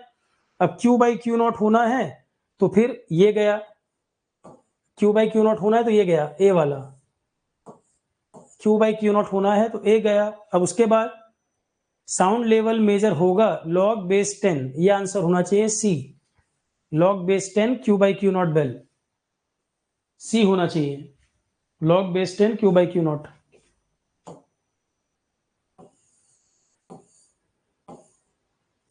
ये बताओ, बता लोगे। हाइजीनिक वे कौन सा है इसमें से सॉलिड वेस्ट को डिस्पोज करने के लिए। अगर वेस्ट बहुत हैजार्डस मटेरियल भी कंटेन कर रहा है तो भी, ऐसा वेस्ट जो बहुत हैजार्डस मटेरियल कंटेन कर रहा है और हाइजीनिक वे कौन सा है उसको डिस्पोज करने में कि उससे कोई प्रॉब्लम नहीं फैलेगी। हैजार्डस वेस्ट, हैजार्डस मतलब कोई बीमारी फैला सकता है, कोई हार्मफुल केमिकल दे सकता है, कोई इन्फेक्शन फैला सकता है। तो कई तरीके मैंने बताए थे सॉलिड वेस्ट मैनेजमेंट में आपको, इसमें से हैजार्डस वेस्ट को पकड़ के चलो। बहुत हैजार्डस मटेरियल अगर है और उसमें ऑर्गेनिक कंटेंट भी है तो इन्फेक्शन वगैरह हो सकता है, ऑर्गेनिक कंटेंट भी कंटेन किए हुए है। तो हैजार्डस वेस्ट अगर है तो उसको बर्न करना जरूरी है, इंसिनरेट करना पड़ेगा। हैजार्डस वर्ड यूज कर रहा है, अगर वो हैजार्डस है और उसको कंपोस्ट बनाने में, खाद बनाने में इस्तेमाल करोगे तब तो नुकसान होगा, लोगों का हाथ लगेगा, निकालेंगे खाद को, डालेंगे उसमें खाद को। तो कंपोस्टिंग, क्योंकि हैजार्डस वर्ड यूज कर रहा है तो कंपोस्टिंग नहीं, क्योंकि हाथ वगैरह संपर्क में आएंगे बीमारी फैलेगी। आपको हैजार्डस मटेरियल को इंसिनरेट करना पड़ेगा, बर्न करना पड़ेगा, उसके वॉल्यूम को घटाना पड़ेगा, इंसिनरेट करना पड़ेगा। पढ़ाया हुआ है, डायरेक्ट क्वेश्चन है। नेपा, ये अमेरिकन लॉ है, इंडिया का नहीं है ये। अब देखो कहां कहां के क्वेश्चन पूछ रखे हैं। अमेरिकन एनवायरमेंटल लॉ है ये, 1969 में पास हुआ था, 1970 में लागू हुआ था। अमेरिकन एनवायरमेंट, इंडिया वाले लॉ सब पढ़ाए हुए हैं मैंने। ये पूछ कहां रहा है, अमेरिका का लॉ पूछ रहा है। इंडियन लॉज हमने पढ़ाए हुए एनवायरमेंट में, ये पूछा है अमेरिकन लॉ, नेपा 1969 में ये पास हुआ था, 1970 से लागू हुआ था। नेशनल इन्वायरमेंटल पॉलिसी एक्ट, ये अमेरिकन लॉ है, यूएस का लॉ है ये, यूएस का इन्वायरमेंटल लॉ है, इंडिया का नहीं है ये। अब इंडिया के लॉ पढ़ा रखे हैं वो याद कर लो, वही बहुत है। ये अमेरिका का पूछ रहा है। तो ऐसे क्वेश्चन कहीं कहीं दिए जाते हैं कि जो ना बने, अननेसेसरी मत चक्कर में पड़ो। नेशनल इन्वायरमेंटल पॉलिसी एक्ट 1969 में अमेरिका में पास हुआ था, 70 से लागू हुआ था। क्वेश्चन डिस्कशन से आपको यह भी पता लग रहा है अप्रोच क्या रखनी है और कहां कहां वो जानबूझ के क्वेश्चन दे रहा है कि ना करो। वो ढूंढ ढूंढ के, कंपटीशन है ना ये, सेमेस्टर एग्जाम नहीं है, कई जगह वो ढूंढ ढूंढ के क्वेश्चन दे रहा है कि ना बने, आप उसको भी अटेम्प्ट करना चाह रहे हो, तो फिर रिस्क है ना वहां पर, उसे क्यों करना है। अब ये क्वेश्चन देखो, इस क्वेश्चन में हालांकि आंसर तो बन जाएगा पर क्वेश्चन में इन्होंने सही से दिया नहीं है, गलती कर रखी है। कौन सी गैस है जो कलरलेस है और जिसका स्ट्रॉन्ग स्मेल है। इसमें से कौन सी गैस है जो कलरलेस है, जिसकी स्ट्रॉन्ग स्मेल है, जो इरिटेट करती है म्यूकस मेम्ब्रेन को हमारी बॉडी की, कफ हो जाता है, थकान लगती है, लंग फंक्शन को प्रभावित कर देती है, अगर ज्यादा हो जाए तो लंग्स को अफेक्ट कर सकती है। तो कलरलेस और स्ट्रॉन्ग स्मेल, पहले तो इसमें से कौन सी गैस है जिसमें स्मेल है। कलरलेस और स्मेल, कलरलेस तो देखो हाइड्रोजन भी कलरलेस है, नाइट्रोजन भी कलरलेस, सीओ भी कलरलेस। अब ये कलरलेस जो उसने वर्ड यूज कर दिया ना, यहां पे क्वेश्चन में गलती कर दी है। ओजोन होती है लाइट ब्लू कलर, ये क्वेश्चन जिसने उठाया है उसको भी नहीं पता, गलत दे दिया है question. Light blue colour, strong smell की बात भी है तो इसी का होता है स्ट्रॉन्ग स्मेल, मैंने पढ़ाया भी था। ट्रोपोस्फेयर में जो ओजोन होती है वो खुद एक पॉल्यूशन है, ट्रोपोस्फेरिक ओजोन जो होती है वो खुद एक पॉल्यूशन है, लंग्स वगैरह को नुकसान करता है, पर ये कलरलेस नहीं होती, ये लाइट ब्लू कलर होती है। स्ट्रॉन्ग स्मेल होती है, यस स्ट्रॉन्ग स्मेल होता है, ये ओजोन की बात कर रहा है। क्वेश्चन ठीक से फ्रेम नहीं किया, इसको लिखना चाहिए था लाइट ब्लू कलर होता है विद स्ट्रॉन्ग स्मेल होता है, तो इसने कलरलेस लिख दिया, जबकि ये लाइट ब्लू कलर होती है इसका कलर, बाकी तीनों कलरलेस हैं। Ozone light blue colour with strong smell, और ये लंग्स वगैरह को प्रभावित करता है, टॉक्सिक होता है। ट्रोपोस्फेयर में ओजोन होती है, नुकसानदायक होती है, टॉक्सिक होती है, नुकसान करती है। बेसल कन्वेंशन, ये आंख बंद करके पैर से टिक करने वाला क्वेश्चन है, सभी लोग बना लोगे। तो काफी कुछ करने वाला भी है, काफी कुछ नहीं करने वाला भी है, जो हो जाए क्वेश्चन वो कर लो। बेसल कन्वेंशन किससे संबंधित है बोलो।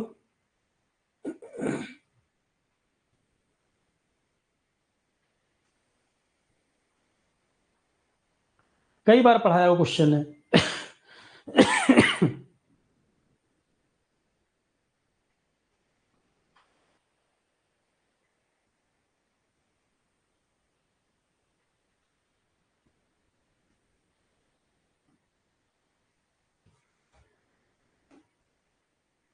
सभी का आंसर ठीक है, बी। बेसल कन्वेंशन स्विट्जरलैंड में साइन हुआ था 1989 के आसपास। एक कंट्री दूसरे कंट्री में हार्मफुल वेस्ट डंपिंग ना करे, सेफ तरीके से वेस्ट का डिस्पोजल किया जाए। तो trans boundary movement of hazardous waste between the countries, 59 का बॉम्बे।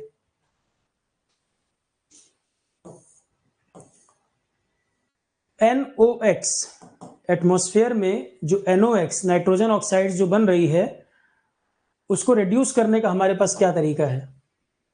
नाइट्रोजन ऑक्साइड जो बन रही है उसमें कमी कैसे आएगी? असल में सवाल को थोड़ा सा मैं और क्लियर कर दूं।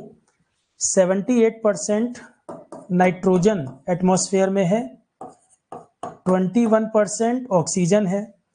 तो क्या नेचर में ऐसी कोई एक्टिविटी होती है जिससे नाइट्रोजन ऑक्सीजन टूटे और आपस में जोड़ के NOx बना दे?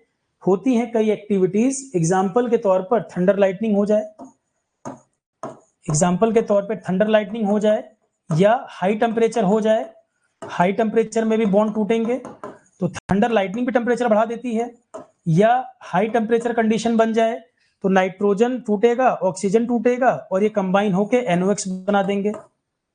N2 नाइट्रोजन एटमॉस्फेयर में है कि नहीं? 78 ऑक्सीजन भी है। तो क्या कोई एक्टिविटी ऐसी होती होंगी जिनमें इनका बॉन्ड टूटता होगा और कोई तीसरा कंपाउंड बन जाए? बिल्कुल बन जाएगा, NOx ऐसे ही बनेगा। थंडर लाइटनिंग से भी ऐसा हो सकता है, हाई टेम्परेचर पे से हो सकता है, बहुत सारे कारण बन सकते हैं इसके बनने के। वोल्केनिक एक्टिविटी से भी एटमॉस्फेयर में नाइट्रोजन ऑक्सीजन टूट सकती है, उस वहां पे भी NOx बन सकता है। तो अब इसमें कमी कैसे लाई जाए? सवाल ये है कि NOx का बनना कैसे घटे, क्योंकि NOx जो है वो ग्रीन हाउस गैस भी है, ओजोन को नुकसान भी पहुंचा रही है, एयर पॉल्यूटेंट भी है। NOx का इंपैक्ट तीनों में है, ग्लोबल वार्मिंग में भी, ओजोन डिप्लेशन में भी, एयर पॉल्यूशन में भी। तो अगर टेम्परेचर बढ़ेगा तभी और बनेगी, तो टेम्परेचर अगर कम हो जाए तो घटेगी। भाई ज्यादा टेम्परेचर होगा, बॉन्ड टूटेंगे तो ये ज्यादा बनेगा, तो टेम्परेचर अगर कम हो जाए तो कम बनेगा। तो ये तो आंसर सही है रिड्यूस करने के लिए। NOx के लेवल को घटाना है तो टेम्परेचर कम होना चाहिए, एक बात सही। तो 1 तो होना ही है, 1 होना है तो ये गया। अगर N2 की अवेलेबिलिटी को बढ़ा दोगे, अरे भाई अवेलेबिलिटी को बढ़ा दोगे तो रिएक्शन और होगी। घटाना है, बढ़ाना थोड़ी है। ये कह रहा है कि अवेलेबिलिटी नाइट्रोजन की और बढ़ जाए ऑक्सीजन से रिएक्शन होने के लिए, और अवेलेबिलिटी कर दोगे, NOx और बढ़ेगा तो घटेगा कहां से? बढ़ाना नहीं, घटाना, मिनिमाइजिंग। ऑक्सीजन कम कर दो या नाइट्रोजन कम कर दो, कम होगा तब रिएक्शन स्लो होगी, ज्यादा होगा ज्यादा बढ़ जाएगा। तो 2 तो होना नहीं है, 1 और 3 आंसर होगा। बढ़ाना नहीं, ये सीधा दिख रहा है कि बढ़ेगा तो रिएक्शन और तेज हो जाएगी, तो बढ़ाना नहीं घटाना, 1 और 3 आंसर होगा। क्लियर है? टेम्परेचर कम और O2 अवेलेबिलिटी कम, 1 और 3।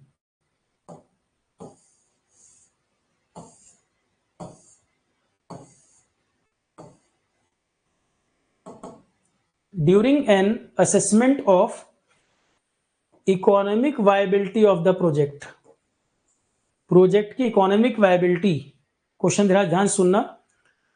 Ratio average annual earning, tax काटने के बाद जो आपने कमाया, एवरेज एनुअल अर्निंग टैक्स काटने के बाद जो कमाया, अपॉन में जो आपका एवरेज इन्वेस्टमेंट लगा डेप्रिसिएशन को काटकर।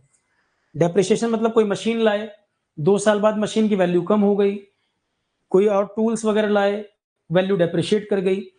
तो एनुअल अर्निंग, एवरेज एनुअल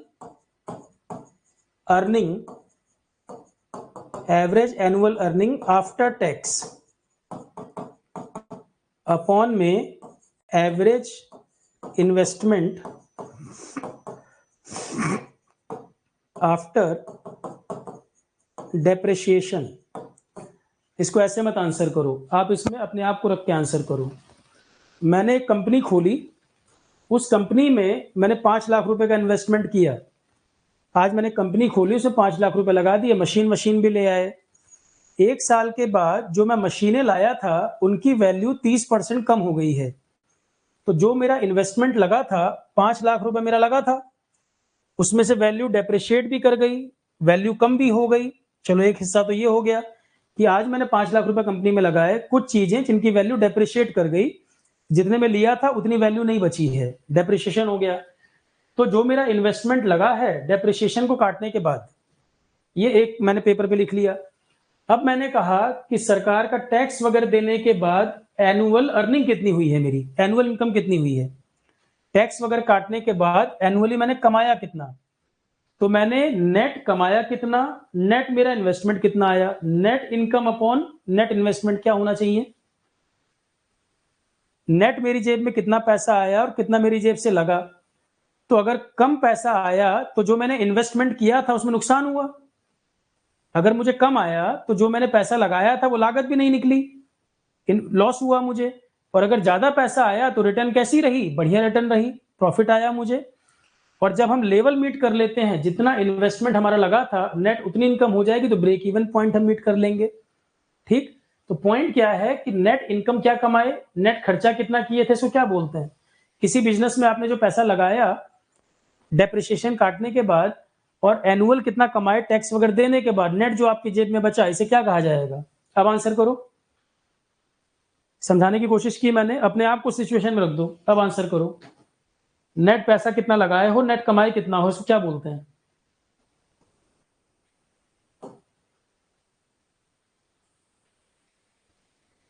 भाई अगर इनकम कम हुई है तो नुकसान हो गया, इनकम ज्यादा हुई है तो फायदा हो गया, इसको बोलते हैं ROI, return on investment.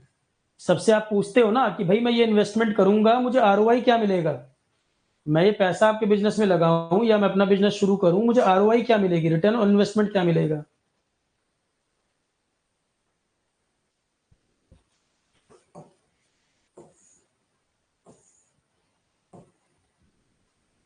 Who is responsible for the following activities in a project? Who is responsible for the following activities in a project? क्या activities, achieving A unity of control over project activities, project activity पे control जिसका है, जिसके पास ये authority है project matter को control कर सके और जो फंड वगैरह भी एलोकेट कर सके, प्रोजेक्ट के लिए जो फंड वगैरह मिला है उसको डिसबर्स कर सके। Having no actual line of authority, सीधे सीधे वर्कर पे कंट्रोल नहीं है, प्रोजेक्ट की एक्टिविटीज पे कंट्रोल, फंड वगैरह को डिसबर्स कराना हो उसके अधिकार इसके पास है, सीधा सीधा वर्कर पे control, no actual line of control over worker. किसका काम है ये सब, प्रोजेक्ट कोऑर्डिनेटर का काम होता है ये, प्रोजेक्ट मैटर को डील करना, प्रोजेक्ट एक्टिविटी पे कंट्रोल, एक्चुअल सीधे सीधे वर्कर को डील नहीं करना। प्रोजेक्ट कोऑर्डिनेटर प्रोजेक्ट की अलग अलग एक्टिविटीज को कोऑर्डिनेट कर रहा है, सीधे वर्कर से डील नहीं कर रहा, प्रोजेक्ट की अलग अलग एक्टिविटीज को कंट्रोल कर रहा है, सीधे सीधे worker, no actual line of authority over worker, वो तो अलग अलग सुपरवाइजर अलग टीमें बनी है, वो डील कर रहे हैं वर्कर से। The creative technique applied when the available and required input as well as desired output are listed। Delphi method में तो एक्सपर्ट ओपिनियन की बात करते थे हम, डेल्फी ओपिनियन में तो एक्सपर्ट ओपिनियन की बात करते थे, तो वो तो है नहीं। ये तो कह रहा है creative technique available required input as well as output, black box technique होती है ये, शायद पढ़ा नहीं होगा आपने, ब्लैक बॉक्स टेक्निक होती है, ब्लैक बॉक्स।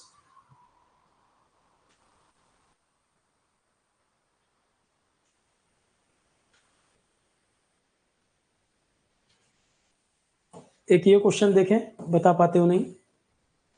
एक इंडिविजुअल इन्वेस्टर जो ई प्रोजेक्ट, जनरली स्टार्टअप वगैरह में अर्ली स्टेज में पैसा लगाते हैं, मतलब स्टार्टअप में इंडिविजुअल इन्वेस्टर जो प्रोजेक्ट में पैसा लगाते हैं ड्यूरिंग अर्ली स्टेज, मतलब स्टार्टअप स्टेज में, उन्हें क्या कहा जाता है।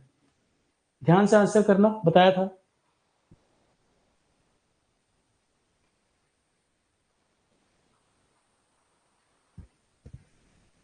एंजल इन्वेस्टर, इंडिविजुअल इन्वेस्टर है एंजल इन्वेस्टर। अगर कारपोरेट इन्वेस्टमेंट करता तो, अगर कोई कारपोरेट या कंपनी इन्वेस्टमेंट करती तो क्या कहते हैं, इंडिविजुअल इन्वेस्टर पैसा लगा रहा है तो एंजल इन्वेस्टर, अगर कोई कंपनी या कारपोरेट इन्वेस्ट करता तो हम कहते हैं वेंचर कैपिटल। वेरी गुड, तब होता venture capital. Which one of the following risk can be reduce by investing in project और acquiring other firm that have a negative correlation with the earning of the firm। इस risk को क्या कहेंगे, which one of the following risk can be reduced, कौन से risk को घटा सकते हैं by investing in project या acquiring other firm जिसका नेगेटिव कोरिलेशन है फर्म की अर्निंग के साथ, इसे पोर्टफोलियो रिस्क कहते हैं। इकोनॉमी की भाषा में पोर्टफोलियो रिस्क बोला जाता है।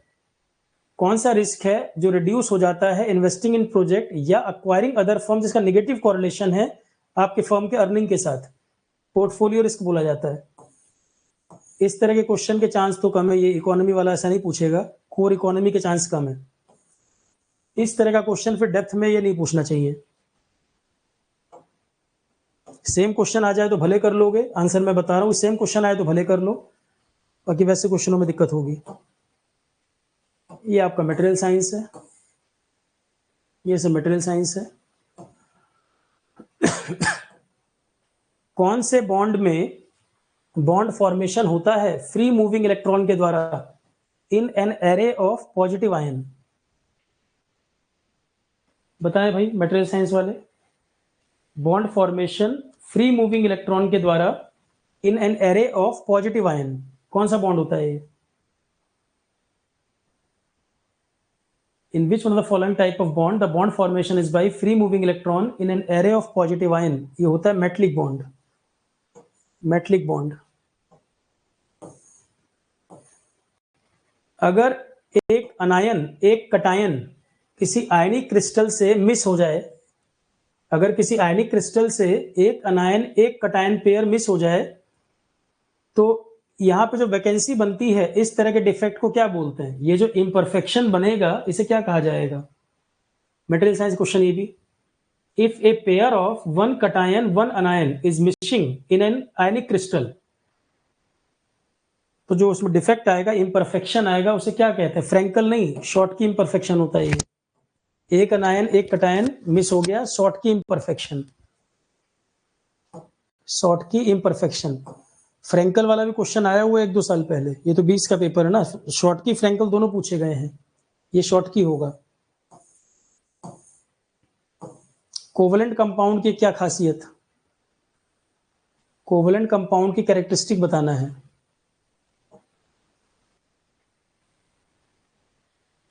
कोवेलेंट कंपाउंड की क्या खूबी होगी?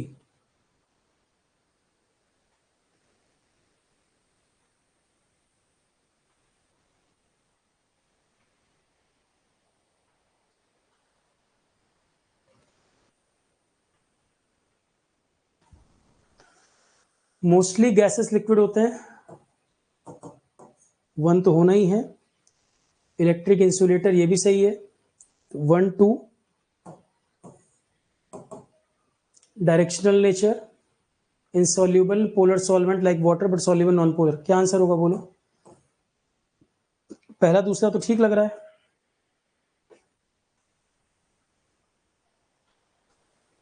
फर्स्ट सेकंड थर्ड, पहला दूसरा तीसरा तो करेक्ट है।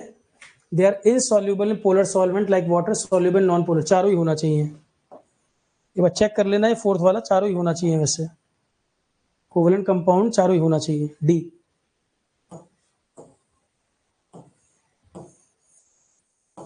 ये देखो photo electric effect, photo electric effect question आया हुआ है, ये पढ़ाया भी है मैंने, जनरल साइंस में पढ़ाया भी हुआ है।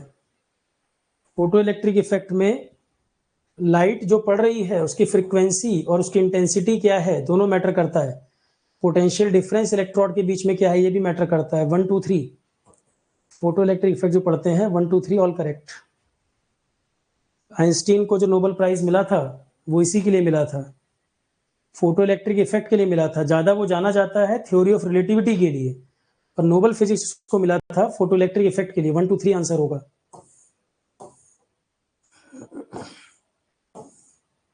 फोटो इलेक्ट्रिक इफेक्ट पढ़ाया हुआ है, जनरल साइंस में मैंने ही पढ़ाया हुआ था। ये आपके मटेरियल साइंस के क्वेश्चन है सारे।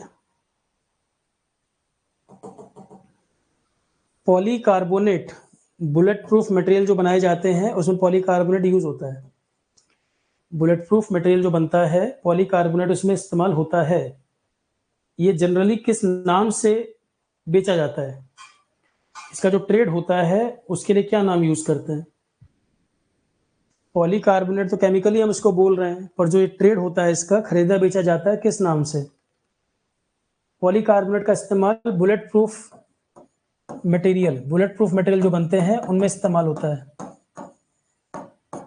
इसका जो ट्रेडिंग नेम है वो बेलॉन है, ट्रेड होता है इस नाम से, बेलॉन के नाम से,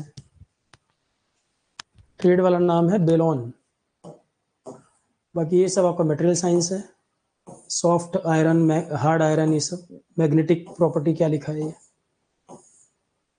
soft magnetic material, hard material, सब material science.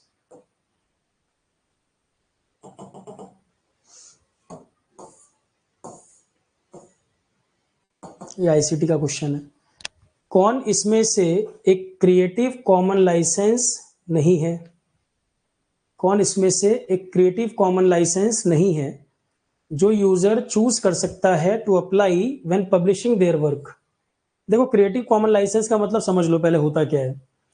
Creative common licence का मतलब कुछ ऐसा, जैसे मान लो मैंने कोई नोट्स बनाए, मेरे अपने पर्सनल नोट्स हैं, किसी पर्सन ने उसमें से कोई हिस्सा लिया और उसने एट्रीब्यूट कर दिया, उसने मेंशन कर दिया कि यहां से हमने सोर्स लिया। कई सारे रिसर्च पेपर वगैरह भी अलग अलग जगह से डाटा लेते हैं तो नीचे रेफरेंस में मेंशन कर देते हैं, उसको एट्रीब्यूट कर देते हैं, हाँ ये हम उस पर्सन से डाटा लिया गया, तो इसमें कोई प्रॉब्लम नहीं। तो क्रिएटिव कॉमन लाइसेंस जो होता है, जैसे मान लो मैं किसी पर्सन को नहीं जानता, उससे मिले बिना भी ये अधिकार दिया जा सकता है कि हमारे वर्क को वो पब्लिश कर ले।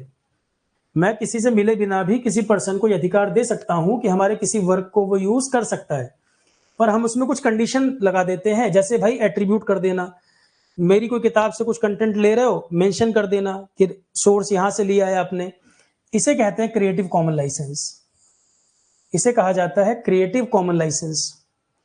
तो कॉपीराइट वगैरह में भी, कॉपीराइट वगैरह में क्रिएटिव कॉमन लाइसेंस वगैरह चलता है कि अगर आप कहीं किसी की इमेज, कोई कंटेंट ले रहे हैं, आपने उसको एट्रीब्यूट कर दिया, उसको मेंशन कर दिया, तो वो प्रॉब्लम नहीं होती। कई बार जिसका मटेरियल है उसको प्रॉब्लम नहीं होता, कोई रिमिक्स गाना बना रहा है, कोई इसमें से कुछ लिरिक्स कॉपी कर रहा है, प्रॉब्लम नहीं होती। ये क्रिएटिव कॉमन लाइसेंस में आता है, ये कि सामने वाले पर्सन से मिले बिना भी इवन हम उसको ऑथराइज कर सकते हैं कि वो यूज कर सकता है, इसमें कोई बहुत ज्यादा टफ सिचुएशन नहीं होती है। बहुत सारी चीजें पब्लिक के लिए ओपन भी हैं कि वो आपको मेंशन कर दे और वो उसको यूज कर सकता है, बहुत ज्यादा बाउंडेशन आप नहीं लगाते।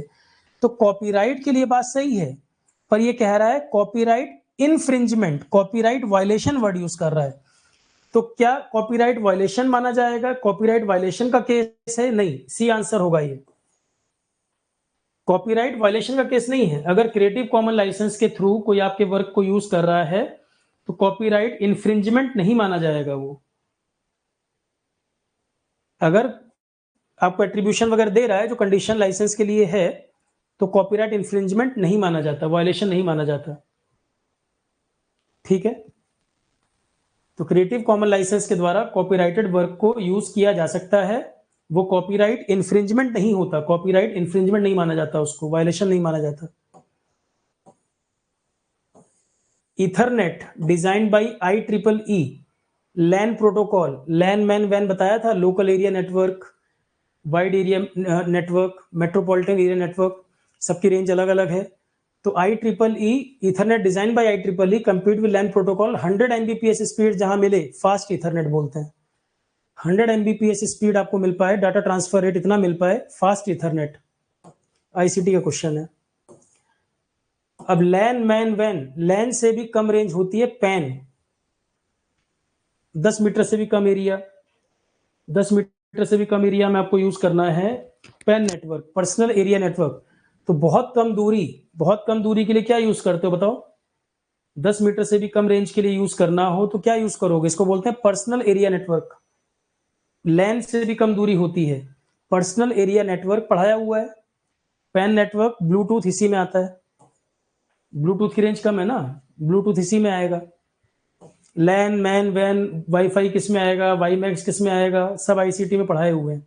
डायरेक्ट क्वेश्चन है, पैन नेटवर्क 10 मीटर से भी कम रेंज में ब्लूटूथ।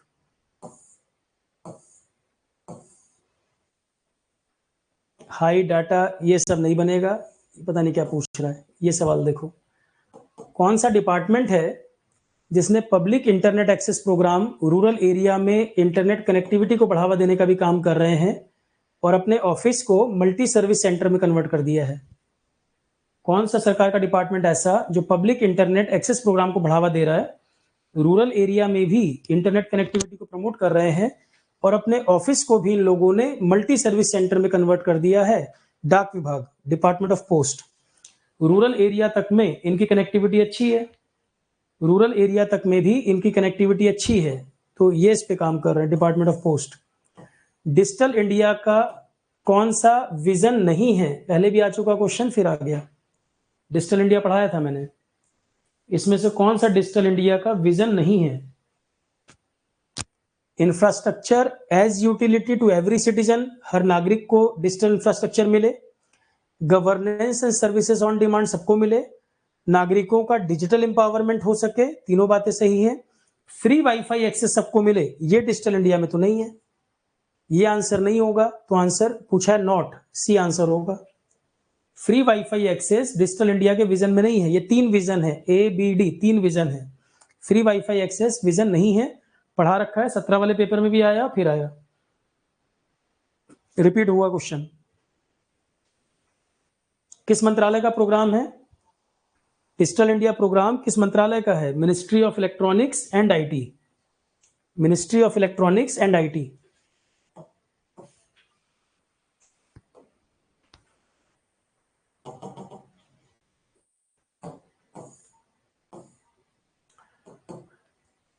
ई गवर्नेंस, या इस पर भी क्वेश्चन आएगा आपके एग्जाम में, ई गवर्नेंस पे भी क्वेश्चन पूछेगा। तो infrastructure aspect provided by the government of India, तो नेशनल ई गवर्नेंस प्लान में जो जो काम करने हैं, जैसे नेशनल ई गवर्नेंस प्लान में डाटा का स्टोरेज करना है, डाटा का स्टोरेज, नेटवर्क कनेक्टिविटी पे ध्यान देना है, और कैपेसिटी बिल्डिंग करनी है। तो गवर्नमेंट का जो infrastructure development national e governance plan के तहत storage of data and hosting application, ये कहां पर होगा? नेटवर्क कनेक्टिविटी कौन डील करेगा, और कैपेसिटी बिल्डिंग कौन डील करेगा? तो नेशनल ई गवर्नेंस प्लान में ये अलग अलग काम किसकी जिम्मेदारी है? जहां तक storage of data and hosting application की बात है, 1 नंबर काम ये है SDC की जिम्मेदारी। स्टेट में होंगे data centre, state data centre, उनका काम ही है 1 नंबर काम को डील करना, storage of data and hosting application, ये SDC की जिम्मेदारी। नेटवर्क कनेक्टिविटी 2 नंबर पे आएगा, नेटवर्क कनेक्टिविटी ये किसके जिम्मे आएगा? स्वान, स्वान का मतलब है state wide area network, state wide area network, network connectivity की जिम्मेदारी इनकी है नेशनल ई गवर्नेंस प्लान में। और कैपेसिटी बिल्डिंग, काबिलियत डेवलप करना, लोगों में स्किल डेवलप करना, national institute for smart governance, NISG, national institute for, या ऑफ वर्ड देख लेना, फॉर है कि ऑफ है? National institute for smart governance, for या ऑफ कोई वर्ड है यहां देख लेना एक बार, स्मार्ट गवर्नेंस एक बार चेक कर लो जरा। NISG की फुल फॉर्म है नेशनल इंस्टीट्यूट, और SG का मतलब smart governance.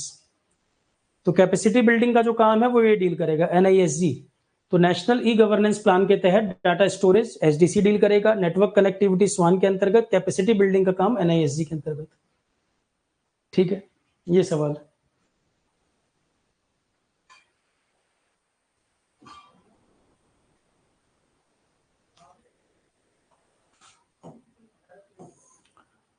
Which one of the following is not the characteristic of good governance?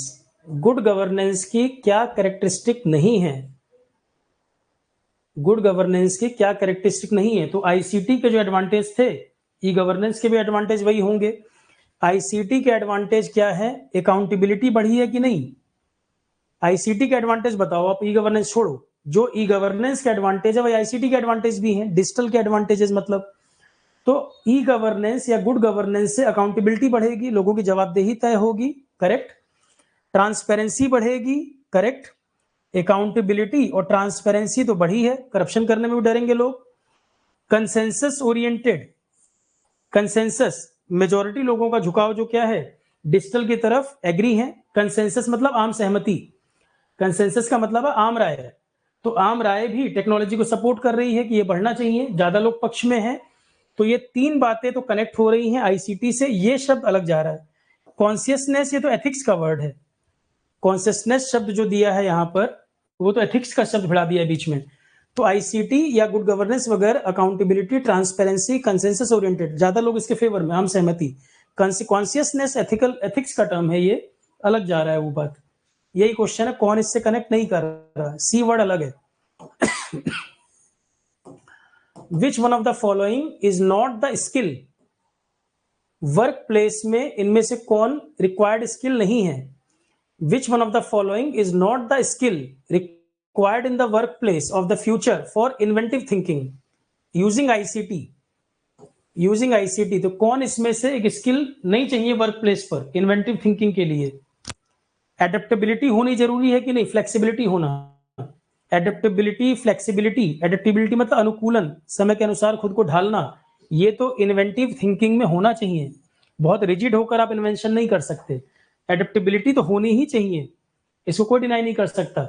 Risk taking ability, कोई रिसर्च इन्वेंशन कुछ भी करेंगे रिस्क तो इन्वॉल्व होगा ही, उससे भी नहीं भाग सकते।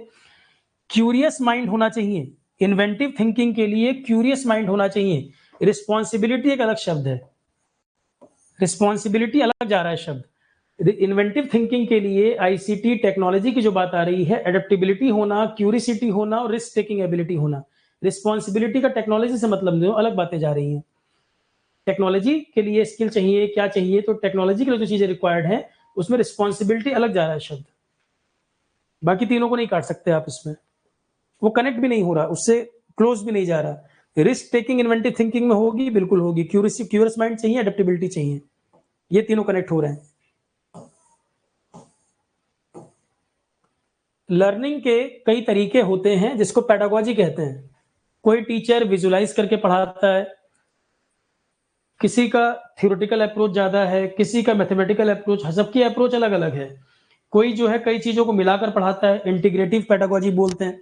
तो पढ़ाने के सबके अपने अलग अलग मेथड हैं, उनको पेडागोजीज कहा जाता है। पढ़ाई है मैंने पेडागोजी, आईसीटी में पढ़ाई हुई है, कितने कितने टाइप की पेडागोजीज होती हैं बताया हुआ है। सवाल इसने ये पूछा, कौन सी पेडागोजी ऐसी है जहां पर प्रोडक्टिव लर्निंग और नए सॉल्यूशन फाइंड करने पर जोर दिया जा रहा है। प्रोडक्टिव लर्निंग है और नए सॉल्यूशन प्रॉब्लम के फाइंड किए जाए। Where manipulation of existing information and creation of real world product are possible with ICT। Problem के नए सॉल्यूशन खोजे जाएं, तो कौन सी पेडागोजी ऐसी है जिसमें हमारा जोर प्रोडक्टिव लर्निंग और प्रॉब्लम के नए सॉल्यूशन खोजने पर है। इसे बोलते हैं क्रिएटिव पेडागोजी। क्रिएटिव, नए तरीके सोचना, क्रिएटिव पेडागोजी है। नए सॉल्यूशन, प्रॉब्लम के नए सॉल्यूशन खोजना, क्रिएटिव पेडागोजी। इसी से पकड़ में आएगा क्वेश्चन ये। प्रोफेशनल और अमेच्योर में क्या डिफरेंस है। प्रोफेशनल के लिए मैंने बताया था इसकी फॉर्मल एजुकेशन होती है। प्रोफेशनल वो है जो जनता के हित में काम करता है, उसकी एक प्रोफेशनल एजुकेशन भी है, प्रॉपर एजुकेशन यहाँ रिक्वायर्ड है, अमेच्योर वाले में नहीं। अब इसमें दो ऑप्शन इसने क्लोज कर दिए हैं। A professional is someone who is connected with a job that need special training or skill, while an amateur is someone who work in multi-dimension without any specialization। अब सिर्फ इस बात पे कह देना जिसकी स्पेशल ट्रेनिंग या स्किल दी गई हो, तो कारपेंटर, ड्राइवर, इनको भी, क्रिकेटर, इनको भी स्पेशल ट्रेनिंग या स्किल दी गई है, तो क्या ये प्रोफेशनल हो जाएंगे? नहीं। प्रोफेशनल की मेन पहचान होती है उसकी एजुकेशन होती है, फॉर्मल एजुकेशन उसके लिए जरूरी है। डॉक्टर, लॉयर, क्रिकेटर प्रोफेशनल नहीं माना जाता, प्रोफेशन है लॉयर, डॉक्टर, इंजीनियर, ये सब जिनकी एक पढ़ाई है उस चीज की। तो प्रोफेशनल वो होता है जो स्पेशल ट्रेनिंग या स्किल लिया हो, एजुकेशन होना चाहिए। ये शब्द सही नहीं है। ये कह रहा है प्रोफेशनल की जरूरत इसलिए होती है वो अपने थॉट प्रोसेस में क्लियर होता है क्योंकि नॉलेजेबल है उस चीज के बारे में, अपने वर्क पे फोकस्ड होता है। प्रोफेशनल को नॉलेज, लॉयर है, डॉक्टर है, इंजीनियर है, वो क्लियर होता है थिंकिंग में क्योंकि पर्टिकुलर एक्सपर्टीज है उसको उस काम के बारे में, वो पढ़ा हुआ इसके लिए। तो प्रोफेशनल क्लियर होता है थिंकिंग में, अपने काम पे फोकस्ड होता है, जबकि अमेच्योर कंफ्यूज होता है और काम से डिस्ट्रैक्ट हो जाता है। अब ये भी जरूरी नहीं है, अमेच्योर कंफ्यूज होगा हमेशा, जरूरी नहीं है। पहला स्टेटमेंट ठीक है, प्रोफेशनल क्लियर थिंकिंग का होता है, अपने काम पे फोकस्ड होता है, ये बात सही है। पर एमेच्योर हमेशा कंफ्यूज होगा या डिस्ट्रैक्टेड रहेगा, ये हमेशा बात सही नहीं है। ये दोनों स्टेटमेंट इसने बड़े क्लोज कर दिए हैं। एक में भी फॉर्मल एजुकेशन वर्ड अगर डाल देता तो क्लैरिटी आ जाती, क्वेश्चन बनाने वाले को भी नहीं पता कि प्रोफेशनल होने में जरूरी है फॉर्मल एजुकेशन वर्ड, और वो इसने दोनों में मेंशन नहीं किया। अब कुछ लोग आंसर लगाएंगे ए, कुछ लगाएंगे बी, और दोनों ही गलत नहीं है, दोनों ही गलत नहीं है, क्योंकि फॉर्मल एजुकेशन की बात यहां भी नहीं लिखी, यहां भी नहीं लिखी। अब बनाने वाले ने क्या सोच के आंसर किया उसी के भरोसे है, क्योंकि एथिक्स की दुनिया में 100% सही 100% गलत कुछ नहीं है, दोनों स्टेटमेंट बहुत क्लोज है। आप इसको भी गलत नहीं कह पाओगे, इसको भी गलत नहीं कह पाओगे। अब ये लिख रहा है एमेच्योर वो होता है जो मल्टी डायमेंशनल फील्ड में काम करता है, उसको कोई स्पेशलाइजेशन नहीं है, तो बात तो ये भी ठीक है, स्पेशलाइज हो भी सकता नहीं भी हो सकता, पर एजुकेशन जो मेन पैरामीटर है डिफरेंशिएट करने का वो नहीं लिखा। दोनों बिल्कुल क्लोज स्टेटमेंट है, दोनों में आप गलत नहीं कह सकते, बहुत क्लोज स्टेटमेंट है, आप आराम से चैलेंज कर सकते हैं दोनों बातों को, क्योंकि बहुत ज्यादा अंतर नहीं। पर यूपीएससी ने जो आंसर दिया था वो बी दिया है, ए को भी चैलेंज किया जा सकता है, बी को भी, मैं वही बता रहा हूं आपको, दोनों स्टेटमेंट में बहुत अंतर नहीं मिलेगा आपको, आंसर दोनों बन सकते हैं, ए बी और बी बी। यूपीएससी ने जो दिया है वो बी दिया है। अब जिन्होंने ए लगाया वो भी गलत नहीं है, क्योंकि दोनों जनरल बातें कह रहा है ए और बी, फॉर्मल एजुकेशन की बात दोनों नहीं कह रहे, जो मेन डिफरेंस है। यूथनेशिया पढ़ाया था, यूथनेशिया सभी लोग बता सकते हैं?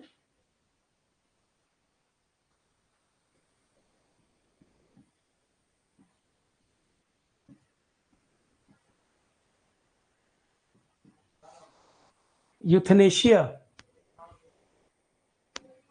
यूपीपीएससी ए वाले बच्चे लाइव में अटेंड कर रहे हैं ना क्लास?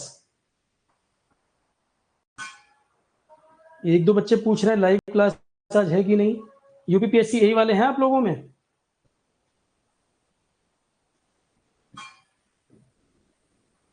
तब एक दो लोग क्यों लिख रहे हैं क्लास कब होगी?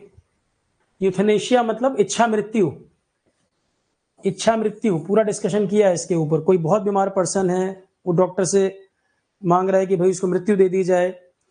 Active euthanasia, passive euthanasia. Active मतलब सीधे तौर पे किसी को मार नहीं सकते, पर सुप्रीम कोर्ट का आदेश था कि लाइफ सपोर्ट सिस्टम पे है, पूरा प्रयास किया गया, बच नहीं पा रहा है, तो लाइफ सपोर्ट सिस्टम हटाकर पैसिव तरीके से यूथनेशिया हो सकता है, इच्छा मृत्यु। तो killing of a terminally ill person suffering acutely with no hope of survival, बीमार है, बचने की कोई चांस नहीं है, लाइफ सपोर्ट सिस्टम पे रखा हुआ है, प्रयास किया जा रहा है बचाने का, बहुत पेन में है, पैसिव तरीके से यूथनेशिया दे सकते हैं, एक्टिव तरीके से नहीं, सीधे इंजेक्शन लगा के मार नहीं सकते, पर सपोर्ट सिस्टम को हटा के धीरे धीरे उसकी डेथ हो जाए, तो एक्टिव यूथनेशिया नहीं अलाउड है, पैसिव फॉर्म में हो सकता है। यूटिलिटेरियनिज्म पढ़ाया है। यूटिलिटेरियनिज्म एक थ्योरी थी एथिक्स में। कंसेक्वेंशियलिज्म, कंसेक्वेंस को देखकर ये तय करना क्या अच्छा क्या बुरा, कंसेक्वेंसेस को देखकर, किसी एक्शन के नतीजे को देखकर तय करना अच्छा या बुरा। हमने कोई एक्शन लिया, उसका रिजल्ट क्या रहा, कंसेक्वेंस क्या रहा, उसको देखकर तय करना अच्छा या बुरा। कुछ कंसेक्वेंस हमारे अपने हित में हो सकते हैं, कुछ दूसरे के हित में हो सकते हैं, और कुछ सबके हित में हो सकते हैं। तो तीन थ्योरी थी, एक था इगोइज्म, एक था एल्ट्रुइज्म, और एक था यूटिलिटेरियनिज्म। इगोइज्म मतलब सेल्फ सेंट्रिक अप्रोच, अपने हित में सोचना। एल्ट्रुइज्म मतलब दूसरे के हित में सोचना, अपना नहीं ध्यान देना। इगोइज्म मतलब ऐसा काम करना जो हमारे हित में नतीजा है। एल्ट्रुइज्म मतलब वो एक्शन करना जो दूसरों को अच्छा फायदा करे। यूटिलिटेरियनिज्म मतलब ज्यादा से ज्यादा लोगों को फायदा करे, वो अप्रोच जो ज्यादा से ज्यादा लोगों को फायदा करे उसे बोलते हैं यूटिलिटेरियनिज्म। तो कंसेक्वेंशियलिज्म के ही पार्ट है ये। कंसेक्वेंस वर्ड कहाँ लिखा है, ये रडी में, एक ऐसा एक्शन जिसके कंसेक्वेंस के बेसिस से पता लगेगा अच्छा हुआ या बुरा हुआ। बहुत डिटेल में चर्चा की थी एथिक्स में हमने इस पे। यूटिलिटेरियनिज्म ज्यादा से ज्यादा लोगों का फायदा जिसमें हो, maximum good for maximum people.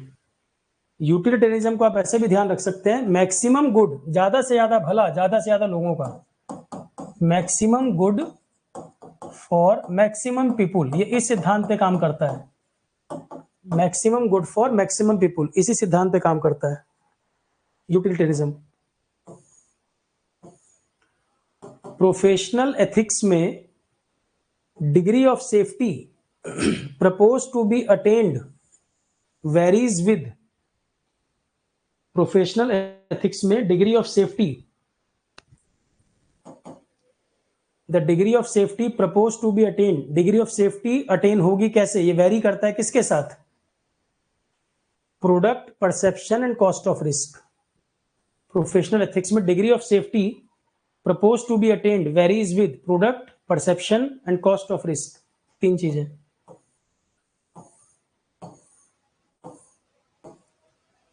बेनेफिसेंस की थ्योरी क्या कहती है?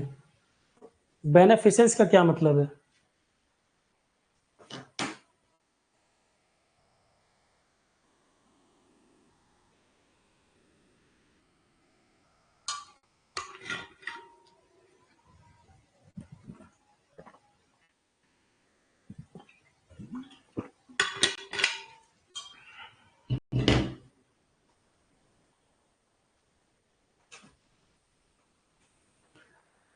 अरे ये लिखा है ना, डिग्री ऑफ सेफ्टी किसके साथ वेरी करेगी?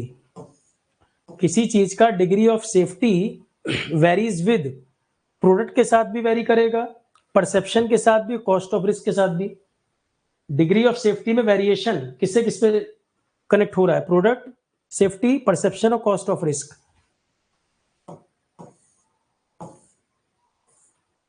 बेनेफिसेंस का मतलब होता है हमारी वो सोच जो ज्यादा से ज्यादा लोगों का बेनिफिट करे, भाई यूटिलिटेरियन जैसी कुछ बात। All our thoughts and action, हमारी सभी सोच और एक्शन इस तरह से लिए जाएं जो ज्यादा से ज्यादा लोगों को फायदा पहुंचाएं। हमारी सोच और हमारे एक्शन से ज्यादा लोगों को फायदा पहुंचे, इसको बेनिफिसेंस बोला जाता है। All our thoughts and action must be directed to ensure that other benefit from this thoughts and actions. WTO GK and current affair में एक लेक्चर है इसका, वर्ल्ड बैंक, IMF, WTO, वहां पढ़ाया है। ये अंतर्राष्ट्रीय संस्था है, एक इंटरनेशनल प्लेटफॉर्म है जहां पे कंट्रीज ट्रेड वगैरह के बारे में नेगोशिएट करते हैं, ट्रेड वगैरह के बारे में बातचीत होती है। वर्ल्ड ट्रेड ऑर्गेनाइजेशन पढ़ाया हुआ क्वेश्चन है जीके एंड करंट अफेयर में। वर्ल्ड बैंक का टॉपिक ये सब एक साथ है। तो वर्ल्ड ट्रेड ऑर्गेनाइजेशन एक इंटरनेशनल प्लेटफॉर्म, वर्ल्ड ट्रेड को बढ़ावा देने के लिए ये प्लेटफॉर्म है जहां कंट्रीज नेगोशिएट वगैरह भी करते हैं ट्रेड के बारे में आपस में। तो तीनों स्टेटमेंट सही है। मीटिंग्स भी होती हैं, ट्रेड को कैसे प्रमोट करें, ट्रेड प्रैक्टिसेस वगैरह की बातचीत, कोई आपस में वाद विवाद है उसका सुलझाना, वो सब भी होता है, डिस्प्यूट वगैरह रिजॉल्व करना। ट्रेड वगैरह को लेके कंट्रीज के बीच में कोई प्रॉब्लम है तो उसकी बातचीत भी होती है। यहाँ पर एक ग्लोबल प्लेटफॉर्म है जहाँ ट्रेड रिलेटेड सारी चीजें डील करते हैं। कंट्रीज आपस में व्यापार करें, विश्व में व्यापार बढ़े, कोई डिस्प्यूट है उसको सेटलमेंट किया जाए। तो WTO में सारी चीजें हैं। डायरेक्ट क्वेश्चन है क्लास का 1 2 3।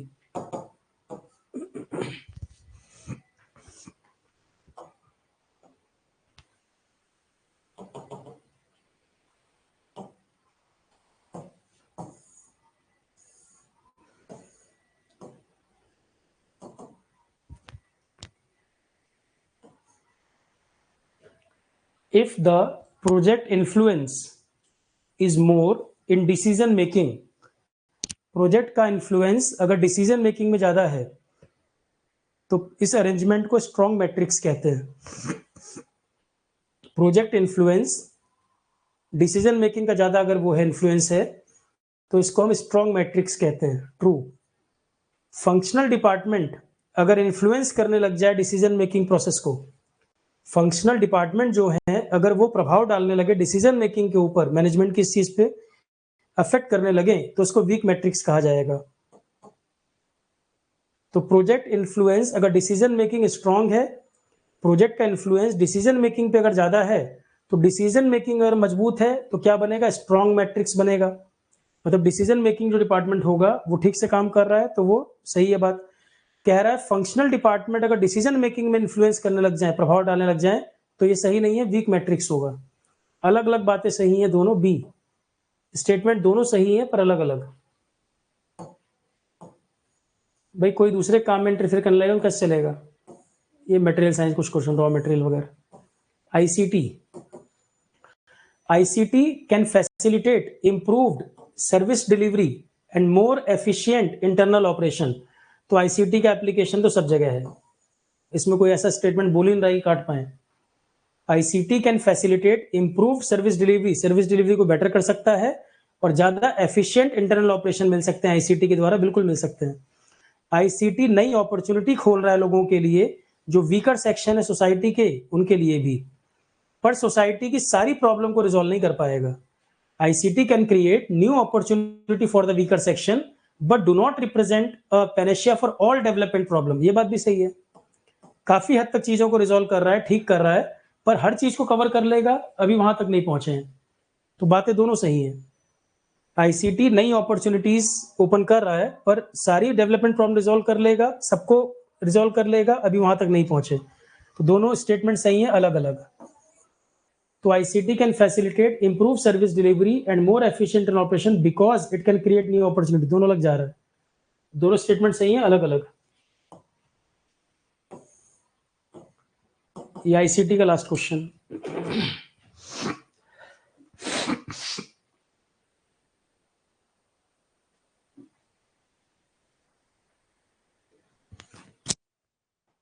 long term sustainability of e-governance project does not depend on financial viability. कोई प्रोजेक्ट अगर फाइनेंशियली वायबल नहीं होगा, क्या वो लंबा चल पाएगा? Long term sustainability of e governance project does not depend on financial viability. Financial viability अगर नहीं होगी तो कोई भी प्रोजेक्ट चल पाएगा? फाइनेंशियली वायबल तो होना ही चाहिए, नहीं चलेगा ही नहीं। अनलिमिटेड पैसा थोड़ी है किसी के पास, तो फाइनेंशियली वायबल नहीं होगा, चलेगा ही नहीं। तो ये तो बकवास बात है। Does not depend on financial viability गलत, must depend on financial viability होना चाहिए। Must depend on financial viability, financially viable नहीं होगा, चल नहीं पाएगा। Front end digital service backend computerisation के बिना भी दिए जा सकते हैं। क्या बिना बैकएंड कंप्यूटराइजेशन के फ्रंट एंड सर्विस चल सकती है? फ्रंट एंड सर्विस बिना बैकएंड कंप्यूटर, जैसे मान लो आपका मोबाइल है, उसमें इंटरनेट ना हो, तो क्या कोई डिजिटल सर्विस आपके मोबाइल में काम करती है? कोई याद है? पहले जब नेट नहीं आया था, नेट वगैरह मोबाइल में नहीं चलते थे, क्या तब भी कुछ डिजिटल सर्विस आप लोग यूज कर लेते थे? जैसे मोबाइल रिचार्ज करना, कुछ ऐसे यूज करते थे, *99# कुछ ऐसे करके। जैसे एक होता है यूएसएसडी कोड, यूएसएसडी कोड बताया हुआ आईसीटी में। तो बैकएंड कंप्यूटराइजेशन ना भी हो आपके पास, तो भी कुछ डिजिटल सर्विस हैं जो आप यूज कर सकते हैं। केरल वगैरह में भी इसका यूज किया गया था, केरला वगैरह ने भी इस मॉडल पे काम किया था कि किसी के पास नेट नहीं भी है, कंप्यूटर नहीं है, तो भी वो डिजिटल सर्विस वगैरह कुछ अवेल कर सकता है बैकएंड कंप्यूटराइजेशन के बिना भी। ठीक है,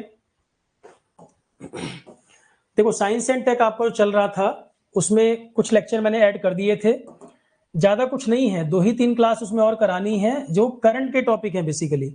तो करंट अफेयर मुझे 15 मार्च तक का तो आपको कराना ही है। मेरा वाला जो पोर्शन आपके बैच में रह रहा है उसमें डाटा अभी आना है, 15 मार्च तक का डाटा जो मिलेगा तभी तो करना है। तो 15 मार्च तक का करंट अफेयर जो होना है, साइंस एंड टेक की 2-3 क्लासें कराऊंगा मैं, इधर ही करा दूंगा, इस वीक में ही करा दूंगा। है वो बेसिकली करंट अफेयर का ही पोर्शन जो होना है, और 15 मार्च तक का करंट का डाटा कराना है, और UP local including UP local. तो बार बार अलग अलग मत पूछिएगा, मैं पहले बता दे रहा हूँ। 15 मार्च तक का करंट अफेयर आपके एग्जाम के मतलब का है, दिसंबर फर्स्ट वीक तक का पढ़ा चुका हूं मैं। तो दिसंबर फर्स्ट वीक के बाद का दिसंबर आधा, जनवरी फरवरी 15 मार्च तक का, ये डाटा हमें करंट अफेयर का कवर करना है 15 मार्च तक। साथ में यूपी अपडेशन और साइंस टेक के 2-3 लेक्चर होने, सारा करंट का ही पोर्शन है ये। इतना सबको समझ आ रहा है? इसमें स्टैटिक पार्ट नहीं है, ये करंट का ही पोर्शन है। तो करंट का डाटा मैं सोच रहा हूँ और आ जाए, एक ही बार में कवर कर लेंगे उसको, जो भी क्लास लगनी है। ठीक है, और मेरा मेन फोकस अभी क्वेश्चन की तरफ बढ़ता जाएगा, ज्यादा से ज्यादा क्वेश्चन कराने हैं। तो ईएस के पेपर में कवर कर दे रहा हूं, उसके बाद फिर और question, history, polity, geography, sanitation, hygiene, ये सब जो टॉपिक हैं, फिर वो सब भी क्वेश्चन कराऊंगा मैं। तो 20 तक का पेपर हमने कर लिया है, 4 पेपर हमारे और रह रहे हैं ईएस के। कल मेरी कोशिश है, अगर हेल्थ अलाउ करती है तो दो सेशन हम कल रखेंगे। कल मेरा टारगेट है 11:30 और 6:30, 21 और 22 का एक तो होगा ही होगा, हेल्थ ठीक रहेगी तो दोनों रखेंगे। चेक कर लेना, 6:30 तो होना ही होना है, 6:30 होना ही होना है, 11:30 भी कोशिश करूंगा मैं, एक क्लास मॉर्निंग हो जाए। तो कल मेरी कोशिश है 2021 और 22 दोनों पेपर हो जाएं। इसके बाद 2 पेपर और बचेंगे, 24 तक का पेपर हमारे पास, 4 पेपर रह गए ईएस के। ईएस का होने के बाद ना, काफी आपको जो लगता है चैलेंजिंग क्वेश्चन होते हैं या लैंग्वेज थोड़ी वो होती है, काफी कॉन्फिडेंस आ जाएगा ईएस के पेपर पूरे होने पर। इसके बाद कोई भी क्वेश्चन आए, लेवल इससे नीचे ही रहेगा। इसके बाद कहीं से भी क्वेश्चन प्रैक्टिस करा दें, इन एरियाज की लेवल इससे कम ही रहेगा, इससे ऊपर नहीं जाएगा। तो ईएस के पेपर जब पूरे हो जाएंगे, आपको दायरा समझ आ जाएगा क्वेश्चन बन कहां से रहे हैं। हो सकता है सेम क्वेश्चन आए या नहीं आए, पर आपको टॉपिक पता लग रहा है बार बार कि यहाँ से क्वेश्चन बन रहा है, ठीक है। जैसे क्वालिटी सर्कल, क्वालिटी कंट्रोल या सिक्स सिग्मा, TQM, यहाँ से क्वेश्चन दिख रहे हैं। पेरेटो प्रिंसिपल आपको दिखेगा क्वेश्चन आगे। Photo electric effect, material science में फेरोमैग्नेटिक, डायमैग्नेटिक, ये क्वेश्चन आयरन के बारे में, हिस्ट्रीसिस के बारे में, इस तरह क्वेश्चन एग्जाम में है, ठीक है। वाटर मॉलिक्यूल पोलर है कि नहीं है, यहाँ से क्वेश्चन है, ठीक है। चलो क्लास इतना रखते हैं, कल फिर इसके आगे कहानी। फिर रिपीट कर रहा हूं मैं, कल 1 या 2 सेशन, एक तो होना ही है 6:30 वाला, 11:30 एक बार चेक कर लेना। प्लान मैंने वैसे दोनों किए हुए हैं कल के लिए। पेपर जल्दी कंप्लीट कर देंगे, फिर हम अपना जो करंट अफेयर टॉपिक है उस पर आ जाएंगे। कार्बन मोनोऑक्साइड अडोरलेस होती है पारुल, कलरलेस, अडोरलेस, स्मेल नहीं होता उसमें। हाइड्रोजन लिखी थी वो भी कलरलेस अडोरलेस, आप नोट कर लो पारुल, वहां पर हाइड्रोजन लिखी थी वो भी कलरलेस अडोरलेस, कार्बन मोनोऑक्साइड वो भी कलरलेस अडोरलेस। ओजोन जो लिखा था वो light blue colour plus strong smell. बाकी जो तीनों गैसें लिखी है ना वो कलरलेस अडोरलेस, उनमें कलर भी नहीं है, स्मेल भी नहीं है। ओजोन में है, लाइट ब्लू कलर है और स्ट्रॉन्ग स्मेल है, ठीक। ठीक है class, thank you, good night all of you. बाकी रोबोटिक्स आप लोगों का चल रहा है, कल परसों तक खत्म हो जाएगा वो रोबोटिक्स, कल या परसों तक कंप्लीट हो जाएगा। एनर्जी कन्वर्जन में मैकेनिकल वाले पोर्शन भी हो गए हैं, इलेक्ट्रिकल पहले ही हो गया था, एनर्जी कन्वर्जन हो गया। और हैंडलिंग एंड स्टोरेज में कुछ बच्चे कह रहे थे कि सर कुछ प्रिंसिपल कवर नहीं हुए। हैंडलिंग एंड स्टोरेज का जरा बता देता हूं मैं। कुछ बच्चे कह रहे थे कि 1-2 प्रिंसिपल नहीं कवर हुए, तो लेक्चर 1 को मैंने दोबारा से करवा दिया। पिछले वीक ही हो गया था, पिछले वीक ही करा दिया था। लेक्चर 1 में कुछ प्रिंसिपल और जुड़वा दिए थे, क्योंकि आप लोग कह रहे थे 1-2 बच्चे कि कुछ प्रिंसिपल नहीं हुए। तो हैंडलिंग एंड स्टोरेज में लेक्चर 1 फिर से करवा दिया था, थोड़ा सा कंटेंट बढ़ गया उसमें, 2-3 प्रिंसिपल और ऐड कर दिए, ठीक। कंबाइंड पीडीएफ में वो एडिशन वाला पार्ट भी डाल दिया है। हैंडलिंग एंड स्टोरेज जो पीडीएफ है, लेक्चर 1 में जो अपडेशन किया है वो कंबाइंड पीडीएफ में अपडेट भी कर दिया है, ठीक है class, thank you, good night all of you. Material science में मैकेनिकल पे ज्यादा फोकस करो नीरज, जब मैकेनिकल हो जाए तब इलेक्ट्रिकल सोचना।